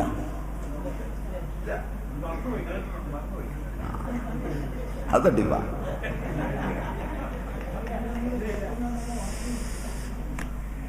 ശിവരാത്രിക്ക് വലിയ പ്രാധാന്യമുള്ള കഥയായതുകൊണ്ട് നിങ്ങൾ കേൾക്കാതിരിക്കില്ല. ദാരുകവനമാണ്, നിബിഡമായ വനം. അതിൽ ഋഷിമാരും മുനിമാരും അവരുടെ പത്നികളുമൊക്കെ ഇരിക്കുന്ന സ്ഥലത്തുകൂടെ അതീവ തേജസ്വിയായ യുവകോമളനായ ശിവൻ, അത്യന്തമോഹിനിയായ, ഇനിയൊരു സ്ത്രീരൂപം ഇതുപോലെ ജനിക്കാനില്ല. അതാണ് മോഹിനി. എവിടെ നിന്ന് ആര് നോക്കിയാലും മോഹിച്ചു പോകുന്നവൾ അവളോടൊപ്പം നടക്കുക. മുനിമാർക്കൊരൽപ്പം കാമമുണ്ടായി. അല്പം. നിങ്ങൾക്കുണ്ടാകുന്നിടത്തോളം ഒന്നും ഉണ്ടായില്ല. അല്പേ ഉണ്ടായുള്ളൂ. അതുകൊണ്ട് മന്ത്രിസത്തമന്മാരുടെ നിലയിലേക്കൊന്നും മുനിമാർ ഉയർന്നൊന്നും പേടിക്കേണ്ട. ഒരല്പം കാമുണ്ടായി. പക്ഷെ ബുദ്ധിമാന്മാരായ അവർ തീരുമാനിച്ചു, ഇവനെ മാറ്റിയില്ലെങ്കിൽ ഇവളെ സ്വന്തമാക്കാൻ പറ്റില്ല. നേരിട്ട് തല്ലു കൊടുക്കാനൊന്നും അവർ തീരുമാനിച്ചില്ല. അവർ ഹോമാഗ്നിയിൽ നിന്ന് ഒരു വ്യാഘ്രത്തെ സൃഷ്ടിച്ചു. കാരണം അതങ്ങ് പിടിച്ചു നിന്ന് കഴിഞ്ഞാൽ പിന്നെ ഇവിടെ ഒറ്റയ്ക്കാവും, വനത്തിൽ സ്വന്തമാക്കുകയും ചെയ്യാം. അവിടെ വ്യാഘ്രത്തെ സൃഷ്ടിച്ച് നേരെ അങ്ങ് വിട്ടു. അല്ലാതെ നിങ്ങൾ ഉദ്ദേശിക്കുന്ന വ്യാഘ്രമൊന്നുമല്ല, ഇത് മുനിമാർ സൃഷ്ടിച്ച വ്യാഘ്രമാണ്. മുനിമാർ ഒരു വ്യാഘ്രത്തെ സൃഷ്ടിച്ച് അങ്ങോട്ട് വിട്ടപ്പോൾ ശിവപ്പെരുമാളുടെ ചെറുവിരലിൻ്റെ നഖം കൊണ്ട് അതിനെ കീറി വെറും വിരൽ ഉപയോഗിച്ച് അതിൻ്റെ തോലെടുത്തങ്ങ് കൊടുത്തു. മുനിമാരൊന്ന് ഞെട്ടിപ്പോയി. ഇവൻ ആള് സുന്ദരൻ മാത്രമല്ല, ഒരല്പം പോക്കിരിയുമാണ്. ഇവനെ അങ്ങനെ വെറുതെ നേരിടാനൊന്നും പറ്റൂല. ഈ കഥ കേട്ടിട്ടുണ്ടോ?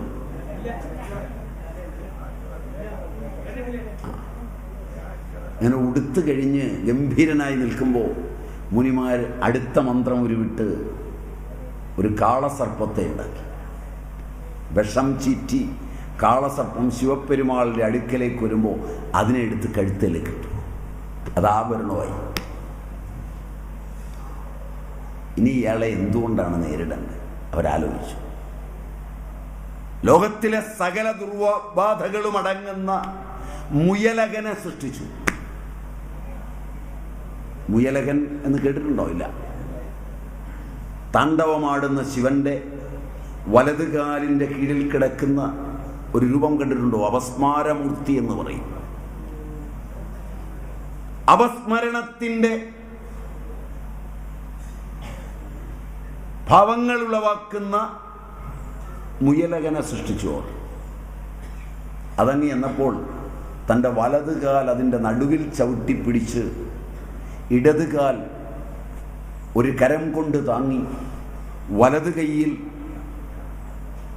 അഗ്നികുണ്ഡവും പേറി, അഗ്നി നിറഞ്ഞ കലവും പേറി, ഒരു കൈ വരമുദ്രയും ഒരു കൈ അഭയമുദ്രയുമായി 4 കൈകളും 2 കാലുകളും സജീവമായി പങ്കെടുത്താടിയ നൃത്തമാണ് താണ്ഡവം. മുനിമാർ കണ്ടാനന്ദിച്ചു. അവരുടെ ഉള്ളിൽ കിടന്ന കാമമാകുന്ന മുയലകനെ തിരോഭവിക്കുവാൻ ഇടയാക്കുന്ന തിരോഭാവത്തിൻ്റെ വലതുകാൽ പതിഞ്ഞ് ആടിയപ്പോൾ, ആനന്ദ താണ്ഡവമാടിയപ്പോൾ സകല കാമനകളും അറ്റുപോയി. ഇതാണ് താണ്ഡവ രഹസ്യം. ഇതാണ് ചിദംബരത്ത് സഭാപതിയായി, തമിഴൻ്റെ ഭാഷയിൽ ആനന്ദക്കുട്ടനായി, ആടവല്ലനായി, തില്ലൈക കുട്ടനായി, കുട്ടപ്പിറാനായി ആടുന്ന നൃത്തം. ഇതൊക്കെ അവരുടെ ഭാഷയാണ്. ആ തമിഴ് നിങ്ങൾക്ക് അറിയുമെങ്കിൽ അതിൻ്റെയൊക്കെ അർത്ഥവും വ്യാപ്തിയും മനസ്സിലായി എന്ന് വരും. നൃത്തം അവിടുന്നാണ് ഉണ്ടാകുന്നത്.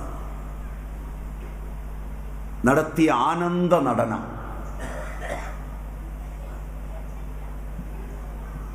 പറഞ്ഞു തരാൻ എനിക്ക് അത്ര യോഗ്യതയുണ്ടെന്ന് എനിക്കറിയില്ല. കാരണം ഉത്തമനായ ഒരു ആചാര്യനാണ് പറഞ്ഞു തരുന്നതെങ്കിൽ നിങ്ങൾ നൃത്തം കണ്ടിരിക്കും.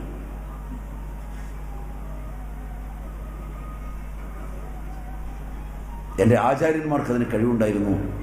അതിൻ്റെ ബലത്തിൽ പറഞ്ഞു തരിക.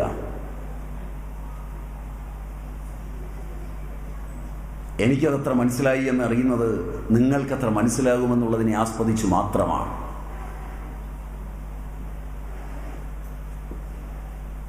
ശിവരാത്രിയുടെ ആനന്ദ നടനം അതാണ്.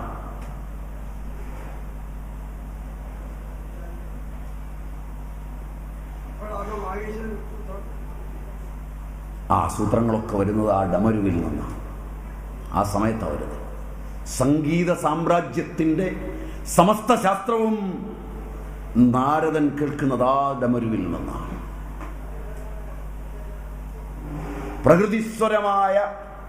പ്രകൃതിസ്വരമായ സായും പായും, വികൃതിസ്വരങ്ങളായ രീ ഗ മ ധ നി ഇവയും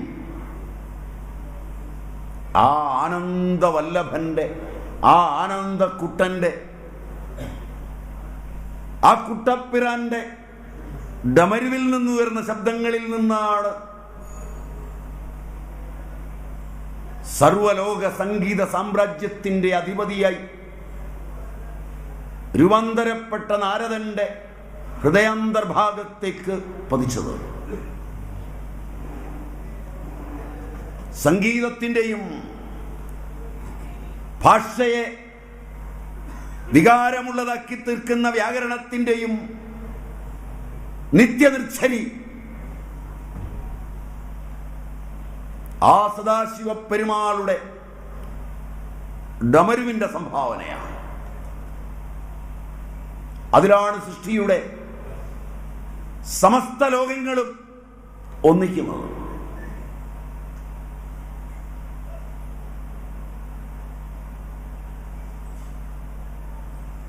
അതനുഭവിക്കുന്ന ശിവരാത്രി ഏകാന്തതയിലിരുന്ന്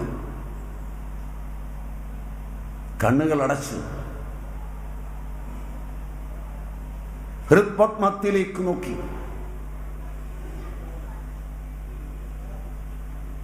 ഹൃദയാധിനാഥനായ ശിവനെ കാണുക, കണ്ടില്ലെങ്കിൽ കരഞ്ഞു വിളിക്കുക.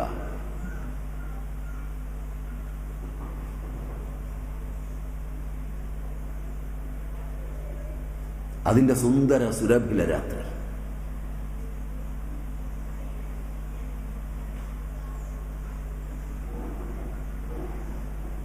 അത് ശിവരാത്രി. അതിലെ ഉടുക്ക് സൃഷ്ടിയുടെ നാദവിപഞ്ചികയാണ്. അതൊരു കയ്യിലും. അതിൽ നിന്നാണ് 7 നാദങ്ങൾ നാരദൻ സംഗീതമായും 14 ശബ്ദങ്ങൾ മാഹേശ്വര സൂത്രങ്ങളായി പാണിനിയും രൂപപ്പെടുത്തിയത്. ഐ, ഊണ്, റിൽ, ഋക്ക്, ഏ, ഓങ്. അവിടെ ഡമരുവിൻ്റെ ശബ്ദം നിങ്ങൾക്ക് കേൾക്കാം. ഐ, ഊണ്, റിൽ, ഋക്ക്. അതിൻ്റെ താളമതാ.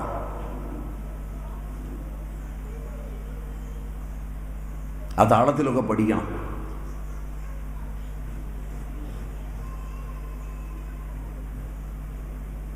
സംഗീതവും സാഹിത്യവും എല്ലാം അവിടെ നിന്നാണ്. മുൻപിലെ വലതുകൈ 4 കൈകളിൽ ഒന്നില് ഡമരു, മുമ്പിലെ വലതുകൈയിൽ അഭയമുദ്ര. അത് സ്ഥിതിയുടേതാണ്, സംരക്ഷണത്തിൻ്റെത്, ഭയനാശനത്തിൻ്റെത്. മുകളിലെ ഇടതുകൈ കുഞ്ചിത പാദോദ്ധാരണം, കുനിഞ്ഞ് തൻ്റെ പാദത്തെ, ഇടത്തു പാദത്തെ ഉദ്ധരിച്ചു നിർത്തുന്നത്. അതാണ് നൃത്തത്തിൻ്റെ പ്രത്യേകത. കുഞ്ചിത പാദോദ്ധാരണം. അതിന് ഗജഹസ്തമെന്നാണ് പറയുക. അതാണ് വരദഹസ്തം. വരം നൽകുന്നത് ആ ഹസ്തമാണ്. എല്ലാ വരങ്ങളും ശിവപെരുമാന്റെ കുഞ്ചിത പാദഹസ്തത്തിൽ നിന്നാണ് ലഭിക്കുന്നത്. എല്ലാം ലോകത്ത് എന്തെല്ലാം വരുന്നുവോ അതവിടെ നിന്നാണ്. അതിൻ്റെ അനുഗ്രഹമില്ലെങ്കിൽ ഈശ്വരാനുഗ്രഹാദേവ പുംസാം അദ്വൈത വാസന പോലും അവിടെ നിന്നാണ്. പിന്നല്ലേ ലൗകികങ്ങളായ കാര്യങ്ങൾ. ആലോചിക്കുക, എത്ര കേമന്മാർ പരീക്ഷയിൽ തോറ്റുപോകുന്നു, എത്ര നിസ്സാരന്മാർ ജയിക്കുന്നു. എത്ര കേമന്മാർ ജോലിയില്ലാതെ തിണ്ടുന്നു, എത്ര നിസ്സാരന്മാർ ജോലി ചെയ്ത് സുഖമായി ജീവിക്കുന്നു. അതിന് അസൂയപ്പെട്ടിട്ട് കാര്യമില്ല. അവിടുത്തെ അനുഗ്രഹം ഒന്ന് മാത്രമാണ്. ലൗകിക നിയമങ്ങൾ എത്ര മാറിയാലും ഇത് മാറ്റാൻ രാജാക്കന്മാർ മാറി, രാജനിയമങ്ങൾ മാറി, സ്മൃതികൾ ഒട്ടേറെ ഉണ്ടാക്കി. ലോകത്തെല്ലാവർക്കും തുല്യമായി ഇത് പങ്കുവെക്കാൻ നാരദനും യാജ്ഞവൽക്യനും മനുവുമെല്ലാം സ്മൃതികൾ ഉണ്ടാക്കി. ഒന്നും സംഭവിച്ചില്ല. മൃതിയെയും കടന്ന് ഈശ്വര നിശ്ചയം പോയി. ക്യാപിറ്റലിസം വന്നു, മിക്സഡ് എക്കണോമി വന്നു, സോഷ്യലിസം വന്നു, കമ്മ്യൂണിസം വന്നു. രീതിവിധാനങ്ങൾ മാറുമെന്നും മാറ്റുമെന്നും ആക്രോശിച്ചു. ഒന്നും മാറിയില്ല, മാറില്ല.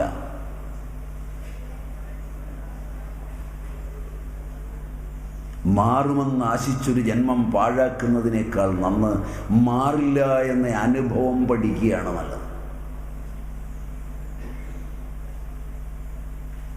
ആശയിൽ ജീവിച്ചോളൂ, ഇനിയും സംഘടിച്ചോളൂ, ഇനിയും പുതിയ സംഘങ്ങൾ ഉണ്ടാക്കിക്കോളൂ. ഒന്നും സംഭവിക്കില്ല.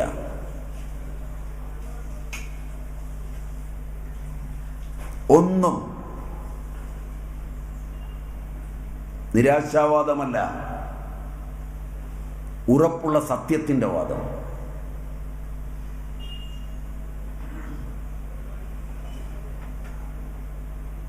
കുറെ പേർ അക്ഷീണം പ്രയത്നിക്കുന്നു, കുറെ പേർ സുഖമനുഭവിക്കുന്നു, കുറെ പേർ ദുഃഖമനുഭവിക്കുന്നു.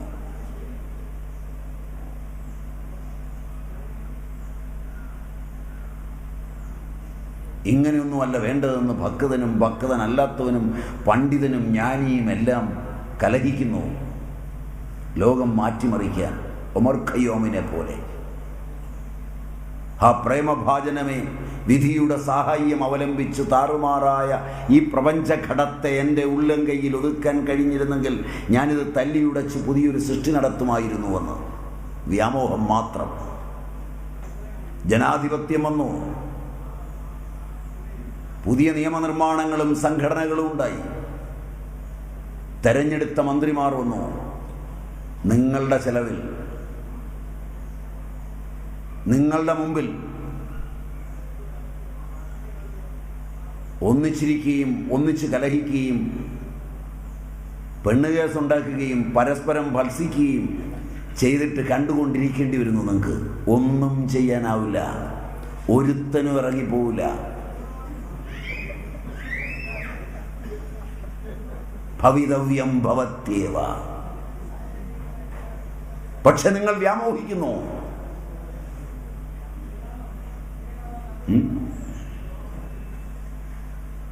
ശരിയല്ല ഞാൻ പറഞ്ഞത്.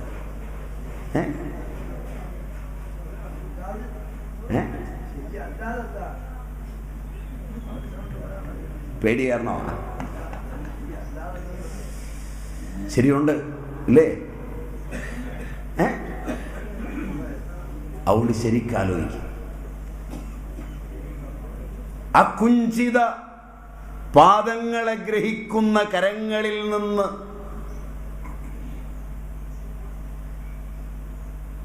വരദഹസ്തത്തിൽ നിന്ന് ഒരനുഗ്രഹം കിട്ടിയാൽ മാത്രം മതി. ഈ ലോകം എന്ത് മണ്ണാങ്കട്ടയും ആയിക്കൊള്ളട്ടെ.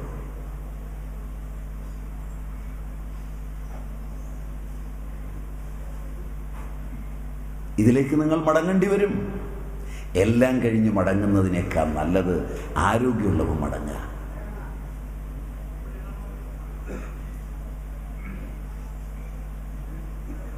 പ്രതീക്ഷകളും വെച്ചു പുലർത്തി വാർദ്ധക്യത്തിലെത്തി ഓടാവുന്നിടത്തോളം ഓടിയലഞ്ഞ് കഴുത പ്രമാണത്തിലെത്തിക്കഴിഞ്ഞ് ഇനി ആശ്രയിക്കുന്നതിനേക്കാൾ നന്ന് നല്ല ആരോഗ്യമുള്ളപ്പോൾ ആശ്രയിക്കുക.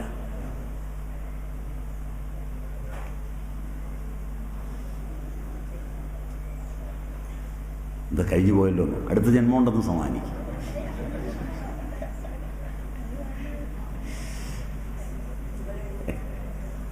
മതിയായിട്ടുണ്ടല്ലേ? ഒരുമാതിരി മതിയായിട്ടുണ്ട്.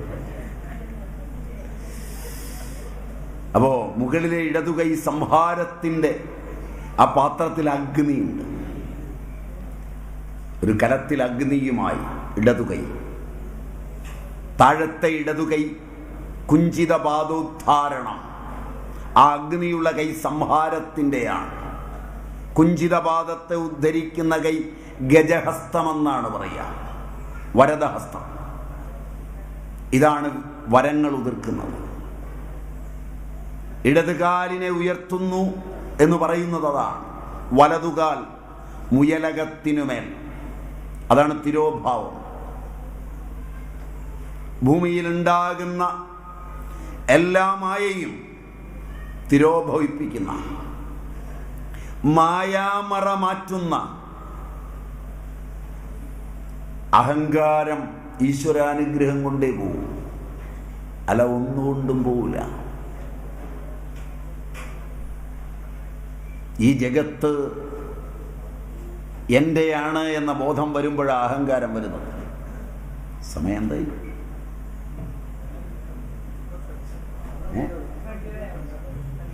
12:30 വരെയാണ് എൻ്റെ സമയം. 12 ആയുള്ളൂ. 12:20. ശരി. അപ്പോ ഈ രൂപമാണ് പഞ്ചാക്ഷരം. ഇങ്ങനെ പിടിക്കുന്ന ആ താണ്ഡവ രൂപമാണ് പഞ്ചാക്ഷരം നമഃശിവായ. അതിന്നും ചിദംബരത്ത് പോയി കാതോർത്താൽ അത് കേൾക്കാം. സമർത്ഥനാണെങ്കിൽ ശിവപ്പെരുമാളിൽ നിന്ന് ദീക്ഷയുമാകാം. ഉണ്മൈ വിളാകം എന്നൊരു ഗ്രന്ഥമുണ്ട്. അതിൻ്റെ 35-ാം ശ്ലോകത്തിൽ അങ്ങനെ സൂചിപ്പിക്കുന്നുണ്ടെന്നാണ് എൻ്റെ ഓർമ്മ. ഉണ്മൈ വിളാകം. ചിദംബരനാഥനെ കുറിച്ചുള്ള ഗംഭീരമായ ചിന്തകളാണിത്. സ്ഥിരതരാനന്ദമെന്നാണ് ഈ ശിവാനന്ദം അനുഭവിച്ചാൽ ശങ്കരൻ പറയുന്നത്. ശങ്കരൻ ഉപയോഗിക്കുന്നത് ശിവകാമസുന്ദരി ഒതുങ്ങി നിൽക്കുമ്പോൾ അനുഭവിക്കുന്ന ഈ ആനന്ദത്തിന്, പാർവതിയോടൊപ്പമുള്ള ആ ലാസ്യ താണ്ഡവത്തിന് ആദിശങ്കരൻ പറയുന്നത് സ്ഥിരതരാനന്ദമെന്നാണ്.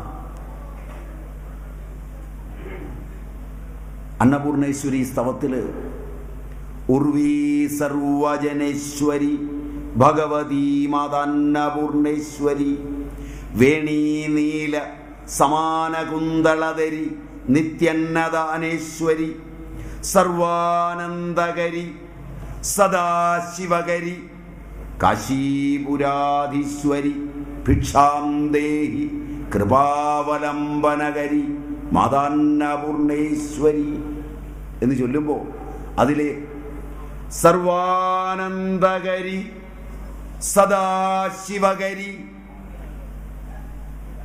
അത് ഈ അർത്ഥത്തിലാണ്. സദാശിവകരിയും സർവാനന്ദകരിയുമായി മായ മാറുന്നത് ആ ശിവപ്പെരുമാന്റെ അനുഗ്രഹം ഒന്നുകൊണ്ട് മാത്രമാണ്. അപസ്മാര അന്തർമർദ്ദനത്തെ ശങ്കരൻ വിളിക്കുന്നത് അജ്ഞാനമർദ്ദനമെന്നാണ്.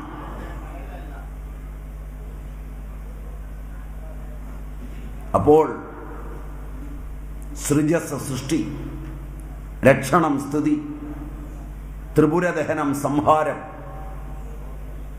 ഇതിനെ അടിസ്ഥാനപ്പെടുത്തി അതൊക്കെ കാണുന്നത് മനോമോഹനമാണ്. ഭുജംഗാഞ്ചിതകവും ഭുജംഗത്രാസവും ഭുജംഗലാളിതവുമായ ശിവതാണ്ഡവം. ഭവൻ, ശർവൻ, ഈശാനൻ, പശുപതി, ഉഗ്രൻ, രുദ്രൻ, ഭീമൻ, മഹാദേവൻ എന്ന അഷ്ടമൂർത്തികളോടുകൂടി. അതാണ് പഞ്ചാക്ഷരത്തിൻ്റെ തത്വങ്ങൾ. ഇതൊക്കെ വിശദമായി പഠിക്കേണ്ടതാണ്. സമയക്കുറവുകൊണ്ട് സൂചിപ്പിച്ചു വിടുന്നു. വിശ്വാത്മാവായ ഈശാനൻ അത് ആകാശം, മായാവൃത ലോകമാകുന്ന തത്പുരുഷൻ അത് വായു, ബുദ്ധി, ധർമ്മം തുടങ്ങിയ അഷ്ടകങ്ങളോടുകൂടിയ അഗ്നി അഘോരൻ, അഹങ്കാരം വാമദേവൻ ജലം, മനസ്തത്വം സദ്യോജാതൻ ഭൂമി. ഇങ്ങനെയാണ് ശ്രീകണ്ഠ ശിവാചാര്യർ തൻ്റെ മീമാംസാ ഭാഷ്യത്തിൽ സൂചിപ്പിക്കുന്നത്. സദാശിവൻ ശബ്ദം, ഈശ്വരൻ സ്പർശം, രുദ്രൻ രൂപം, വിഷ്ണു രസം, ബ്രഹ്മം ഗന്ധം, ബ്രഹ്മാവ് ഗന്ധം എന്നിങ്ങനെയും അതിൽ പറഞ്ഞു കാണുന്നുണ്ട്. ഇതെല്ലാം വെച്ച് പഞ്ചകൃത്യ പരമാനന്ദ താണ്ഡവം അകാരം സദ്യവക്ത്രസ്യ ദുകാരം വാമവക്ത്രകം മകാരോഘോരവക്ത്രം സ്യാത് ബിന്ദുസ്തത്പുരുഷാനനം നാദസ്ത്വീശാനവക്ത്രം സ്യാത് നാദാതീതം നടേശ്വരം സൂക്ഷ്മപഞ്ചാക്ഷരം പ്രോക്തം സ്ഥൂലപഞ്ചാക്ഷരം ശൃണു എന്ന് മുകുടാഗമം പറയും. അതിലുണ്ട് ഈ വക്ത്രങ്ങളെല്ലാം. സദ്യോജാത വക്ത്രം അകാരം, ഉകാരം വാമദേവവക്ത്രം, മകാരം അഘോരവക്ത്രം, ബിന്ദു തത്പുരുഷാനനം, നാദം ഈശാനവക്ത്രം, നാദാതീതം നടേശ്വരം. 5 എണ്ണമായി. ഇതാണ് പഞ്ചാക്ഷരം. അതിലെ ഓരോ അക്ഷരവും ഇതാണ്. അവിടെയാണ് പഞ്ചകൃത്യ പരായണ താണ്ഡവം, പരമാനന്ദ താണ്ഡവം. ബ്രഹ്മാവിഷ്ണുശ്ച രുദ്രശ്ച ഈശ്വരശ്ച സദാശിവ പരോബിന്ദു പരോനാഥ പരാശക്തി പരാശിവ ഏതാനി നവതത്വാനി നിയന്തേ യത്ര വസ്തുനി തദ്വസ്തു ദ്വാദശാന്തസ്തം പരമാനന്ദ താണ്ഡവം തസ്മാത് താണ്ഡവമൂർത്തേസ്തു പരം കിഞ്ചിത് നധ്രുവം എന്ന് ഹാലാസ്യ മാഹാത്മ്യം പറയും. ദ്വാദശാന്തസ്ഥമായ ആജ്ഞാചക്രം. മുകുടാഗമം പഞ്ചാക്ഷരത്തെ വ്യാഖ്യാനിച്ചിട്ടുമുണ്ട്. ഇതിൽ നമശിവായ മന്ത്രത്തിൻ്റെ ഓരോ അക്ഷരങ്ങളുടെയും താല്പര്യവുമുണ്ട്. നകാരം സൃഷ്ടിരൂപം സ്യൻ മകാരം സ്ഥിതിരൂപകം ശികാരം സംഹൃതി കൃത്വ വാകാരം തിരോഭവം തുതിരോഭവം യകാരം മുക്തിദം ചൈവ പഞ്ചകൃത്യം പരത്പരം ഡമരു സൃഷ്ടിശക്തി സ്യാൻ അഭയം സ്ഥിതികാരണം സംഹാരമഗ്നിരൂപം തു സ്ഥിതിപാദം തിരോഭവം പാശാദുധൃതം തത്തു വാമപാദം നടേശിതു ആനന്ദാന്തർഗതം കൃത്വ മുക്തിദം വരദം നൃണം എന്നാണ് മുകുടാഗമം പറയുന്നത്. നകാരം സൃഷ്ടിരൂപം. സരിഗമയിലെ സായും സൃഷ്ടിരൂപമാണ്. അതിൻ്റെ സ്ഥൂലമായ സ്ഥലം തിരുനെൽവേലി താമ്രസഭ. അവിടെ കലികാ മുനി താണ്ഡവം. അവിടെ നടക്കുന്ന താണ്ഡവത്തിന് കലികാമുനി താണ്ഡവം എന്ന് പറയും. തിരുനെൽവേലിയിലെ താമ്രസഭയിൽ അരി സ്ഥിതിയാണ്. മകാരം സ്ഥിതിരൂപകം തിരുപ്പത്തൂർ ചിത് സഭ. അവിടെ ഗൗരി താണ്ഡവം. ഗ സ്ഥിതിരൂപകം മധുര രത്നസഭ സന്ധ്യാതാണ്ഡവം. മാ സംഹാരം ശ്മശാനത്തിൽ സംഹാരതാണ്ഡവം. പ തിരോഭാവം തിരുക്കുരളം രത്നസഭ ത്രിപുരതാണ്ഡവം. ധ അനുഗ്രഹം തിരുവാലങ്ങാട് ഊർധ്വതാണ്ഡവം. നീ പഞ്ചകൃത്യ പരാനൃത്തം ചിദംബരം ആനന്ദതാണ്ഡവം. ഇങ്ങനെയൊക്കെയാണ് മുകുടാഗമവും മറ്റും പറയുന്നത്. ഇവിടെ വരാൻ, നിങ്ങളോടൊപ്പം അല്പനേരം ഇരിക്കാൻ, പരദൂഷണവും കുശുമ്പുമൊക്കെ വിട്ട് ഇത്രയും നേരം നിങ്ങളോട് സംസാരിക്കുമ്പോഴെങ്കിലും അസിതഗിരി സമം സ്യത്കജ്ജലം സിന്ധുപാത്രേ സുരതരു വരശാഖാലേഖനീ പത്രമുർവി ഗൃഹതി യതി ഗൃഹീത്വാ ശാരദ സർവകാലം തദപി നവഗുണാനാമീശ പാരം നയാതി എന്നുള്ള പുഷ്പദന്തോപാഖ്യാനമായ പുഷ്പദന്തകൃതമായ ശിവമഹിംനയിൽ പറയുന്ന പോലെ ശാരദ സർവകാലവും കൽപ്പവൃക്ഷത്തിൻ്റെ മുഴുവൻ കൊമ്പുകളും വച്ച് ഉർവിയെ പത്രമാക്കി എഴുതിയിട്ടും തീരാത്ത ഹേ സദാശിവരുദ്ര അങ്ങയുടെ മഹിമാവ് തീരുന്നില്ലല്ലോ. ആ മഹിമാവിനെ കുറിച്ച് പലതും പറഞ്ഞ് പകൽ കളയുന്ന നാവ് ഇത്രയും നേരമെങ്കിലും, ഈ 2 മണിക്കൂറെങ്കിലും നിങ്ങളിരുന്നത് കൊണ്ട് പറയാനിടയാക്കിയ, നാവിനെ ശുദ്ധമാക്കാൻ കിട്ടിയ ആ മഹാനുഗ്രഹത്തിന് മുമ്പിൽ ഇവിടെ വരാൻ, ഇവിടേക്ക് ക്ഷണിക്കുമ്പോൾ സാമ്പ്രദായിക വിദ്യയുടെ അനശ്വര സംസ്ഥാപനം നടക്കുന്ന ഈ അശ്രമത്തിൻ്റെ ഛേദസ്സിലിരുന്നു കൊണ്ട് ഇത്രയും മുതിർക്കാനിടയായത് ഒരു വേള ആ മഹാശങ്കരൻ്റെ, ആ താണ്ഡവ നടനം നടത്തിയ മഹാനുഭാവന്റെ അന്തർഗത തപസ്സിനെ അറിയുന്ന ശിവശങ്കര പെരുമാളിൻ്റെ അനുഗ്രഹം എന്നുകൊണ്ടാകാം. അതിനായി കേട്ടത് നല്ലതെങ്കിൽ ആ പാദങ്ങളിൽ നിങ്ങൾക്ക് പ്രണമിക്കാം. കേട്ടതിൽ തെറ്റുണ്ടെങ്കിൽ എൻ്റേതാണ്, എൻ്റേത് മാത്രം, എന്നെ ശിക്ഷിക്കാം. ഇത്രയും പറഞ്ഞുകൊണ്ട് ഞാൻ ഉപസംഹരിക്കുന്നു. നിങ്ങൾക്ക് നമസ്കാരം. ഹരി.